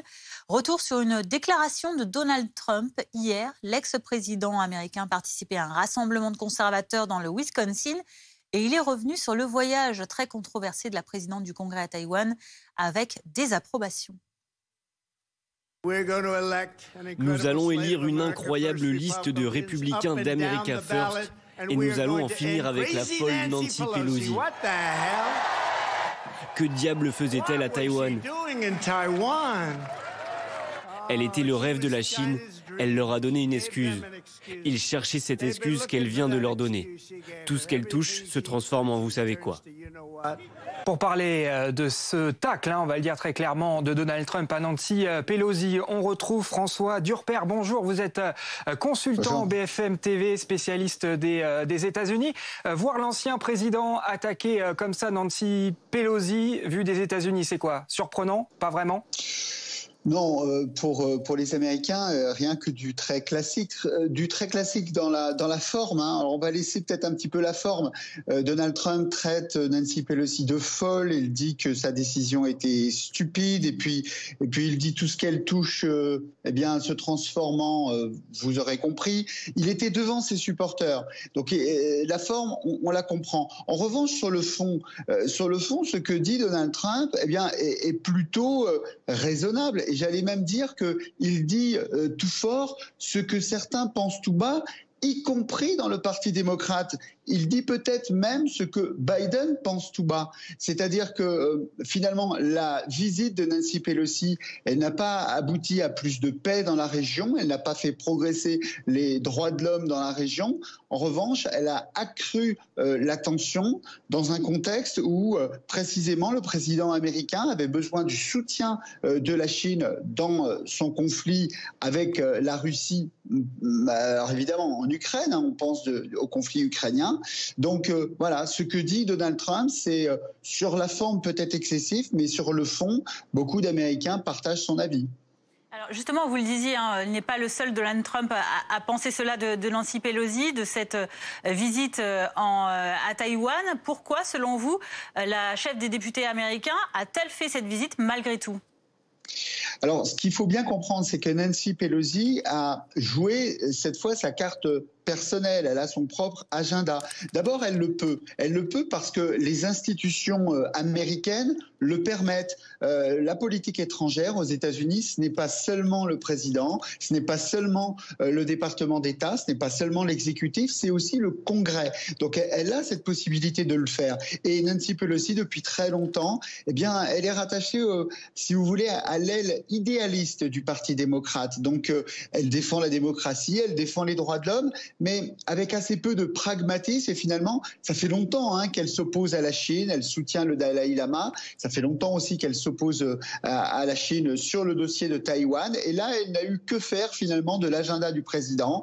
Elle s'est dit, je dois y aller aujourd'hui, je dois marquer mon soutien. Elle a plus de 80 ans, on ne va pas lui imposer sa conduite. Mais finalement, quand on regarde le bilan de cette visite, pour le moment, c'est quand même plus de tensions. Et comme le dit Donald Trump, ça a fourni un prétexte à la Chine, une démonstration de force, mais aussi une répétition générale en cas d'invasion de Taïwan pour voir comment l'armée chinoise pourrait bloquer ce détroit de Taïwan. Merci beaucoup François Durper, consultant BFM TV, spécialiste des États-Unis, pour tous ces éclairages. On continue de parler de cette situation sous tension entre Taïwan et la Chine. Un nouvel invité est avec nous, Antoine Mondas. Bonjour, vous êtes chercheur à la Fondation pour la recherche stratégique. On a donc cette visite de Nancy Pelosi qui fait polémique. Quel est votre regard? Est-ce qu'on peut considérer que l'américaine a mis le feu aux poudres ou alors est-ce que la situation était déjà suffisamment tendue comme ça? Alors François Durper a utilisé un terme qui est extrêmement important, c'est celui de prétexte. Alors on peut évidemment critiquer la visite de Nancy Pelosi, les États-Unis étant une démocratie et étant en campagne électorale pour les midterms, il est tout à fait normal que Donald Trump et les républicains, certains républicains, critiquent la tournée de Nancy Pelosi dans la région et la visite de Nancy Pelosi à Taïwan. Cependant, il faut rappeler quelque chose. L'ensemble du parti républicain, en tout cas les républicains à la Chambre des représentants, ont soutenu cette visite de Nancy Pelosi et des républicains faisaient partie de sa délégation à Taïwan. Alors au-delà de la visite, il y a la question encore une fois de ce prétexte, puisque c'est bien de ça dont on parle.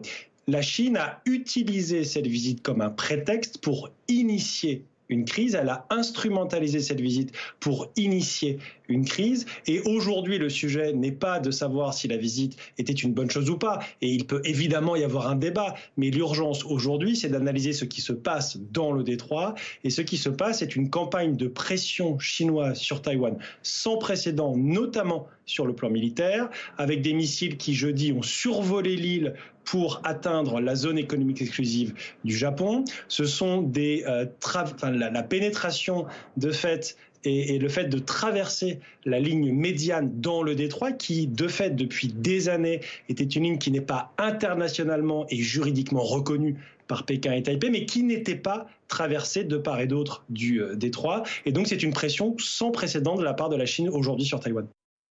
17h52, on fait le point à présent sur vos conditions de circulation en ce deuxième week-end de chassé-croisé de l'été avec, vous allez le voir, de la circulation très fluide, c'est le moins que l'on puisse dire, sur l'A51 en direction d'Aix-en-Provence. C'est beaucoup moins chargé qu'en milieu de journée où un niveau d'embouteillage exceptionnel avait été atteint. Selon Bison Futé, on avait dépassé les 1000 km de bouchons. Départ, vous le voyez, au niveau national, toujours rouge, selon Bison Futé, et même noir dans le sud-est de la France. C'est rouge également dans le sens des retours. 17h53, restez bien avec nous sur BFM TV à suivre BFM Soir. On reviendra notamment sur ce rodéo urbain qui a blessé 2 enfants, dont une fillette de 6 ans entre la vie et la mort. C'est tout à l'heure, ça met d'abord la météo.